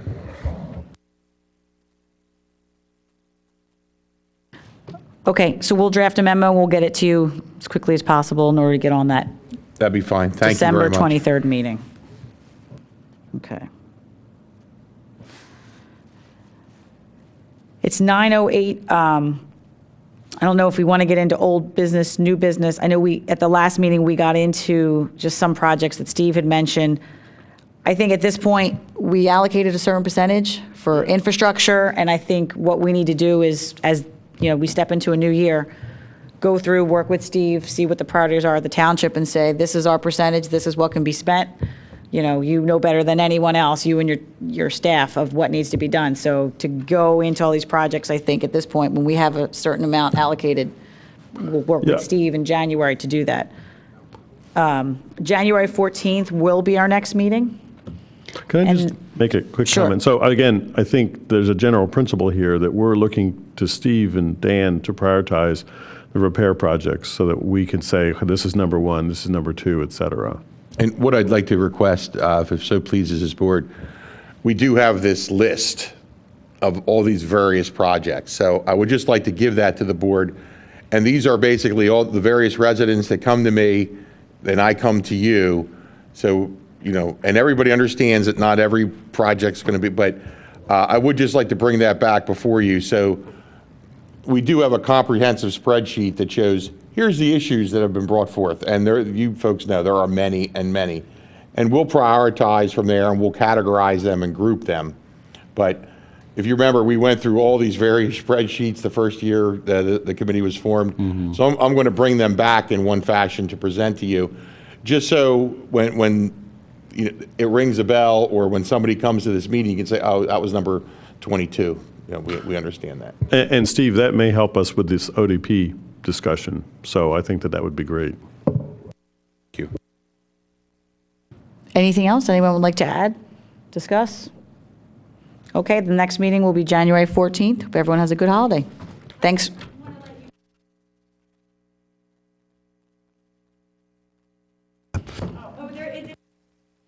I thought it would be, but it seemed like you were ending the meeting, so I was just letting you know, I typed up my public comment again, but I did want to say it. And you must have been reading my mind, Paul, because I was sitting back there, and one of the priority things I was saying was, you need to develop project criteria. And we did talk about it down in the roll call room, but it was never done. It was never really laid out. It was never fully discussed. And I think it's critically important, because until that happens, all of these discussions are happening in a vacuum. And what I see from sitting out here is it depends on who's up on the dais at that meeting, who came and testified that day, whether or not Steve is here, what's his mood, what's your mood, what's my mood, as to how the discussion goes about whether or not a project advances. At one part of the meeting, it advances. At another part of the meeting, it gets pulled back. At the next meeting, you don't hear about it. 3 meetings later, you hear about it. And one of the reasons is because everything is being considered in a vacuum based on what's happening in the moment. There is not set criteria, and I think it's very important, and that it should be criteria for what you want to see as a success from the projects in terms of how much flooding and flood damages you want to reduce. Do you want every project to focus primarily on volume, but also address water quality to help you meet regulatory mandates? Or is it okay if it makes water quality worse, which is going to make it the job harder down the road for the township to comply with regulations? I think that would be a really bad idea. But unless you clearly articulate it in a criteria so Dan knows to look at it, that's something that can be easily overlooked. Also, it is this issue with the maps, and that's what I was anticipating, the red versus the yellows and the blues. And Joe, you made the very good point, 30% of an inch versus, or 70% of an inch versus 30% of 3 feet, you know, are vastly different things. So it can't be about percentages. There needs to be some more precise comparative information, and that needs to be part of the project criteria. Right? That needs to be laid out. By laying out the criteria, it also makes clear to the public what you're looking for. So what they need to speak to you about in terms of advancing a project of concern to them. And it's a great place, a great time to get people involved in the process early before you're talking about the contentious issue. Because you're talking about criteria, you're talking about concepts, you're not talking about whether or not they're going to get their issue addressed by that particular project. So it's a much more eloquent, informed, effective dialogue to have when you lay it out before you're battling over a particular project. I think I really would like to see, as part of the project criteria discussion, I want to reiterate, I'd like to see a discussion about this investment in private property versus public property. It seems like from your dialogue and from what Dan has said, that investments of the stormwater monies on private properties is a no-go. I think that's a bad idea. I think you should be looking for best solutions, not whether it's public or private. And I see, Paul, that I think you have a difference of opinion. I hear it in this, I see it in Dan's presentations. Private property's off the table. No, it's just not there yet. We're talking about ODPs, and we're getting there, but it's just taking a while. Right, no, you're talking about projects, how to invest the other dollars. So it's a great, but it should be clear, because right now, from where I'm sitting, it looks like it wouldn't be happening. Right, so it would help clarify that. I do think that it's premature to take Runnymede off the table, because that is in front of the emergency services building, because it is a significant amount of flooding that does happen very frequently. But I think that as you consider that project, I always go back to, remember, the original middle school project that was approved was the project at the middle school field and BMPs up the hill to reduce the volume of runoff, because it was recognized you would never solve the problem with any structure at the bottom of the hill. You had to go up to the private properties up the hill. So I would encourage you on that one to make that already commissioner-approved strategy be part of what gets considered for looking at what's happening at the bottom of the hill in front of the Emergency Services Building. And then the only one other thing that I'd like to ask you to do, I have more in my notes, so I'll be sending you my memo. But the other thing is, I did hear reiterated tonight that the comment that, well, there are places in the township where there are problems with emergency services vehicles, and we need to address those places first. I am not aware from my efforts of any analysis done in Radnor Township that shows that we have, if and or where we have problems with emergency services vehicles getting through during flood events. I have heard assertions, and I have spoken with people associated with the fire department that say that is not their knowledge and that is not their experience. And I'm not going to speak to specific examples, but I have taken specific assertions I've heard at these meetings, and I've asked people who should be people in the know, and they've not experienced that problem. So I think before we rely on anecdotal information and belief, if we're going to be using emergency service problems as a criteria for making decisions, then we need to get objective information. So I ask you, if somebody's aware of an analysis that's been done, please bring it forth, put it on the public record so we can all evaluate it. If it's not been done, perhaps we want to encourage that it get done. And if it's not been done, then I think we have to stop making this assertion unless we get the fire chief here to say, I have documented, I know this is when and where it's happening. But we can't be relying on people who are in a moment and believe they're seeing one thing, which may or may not be objectively accurate. So thank you very much. Unless there's any other comment, motion to end the meeting. All right, I'll see you January 14th. Good evening.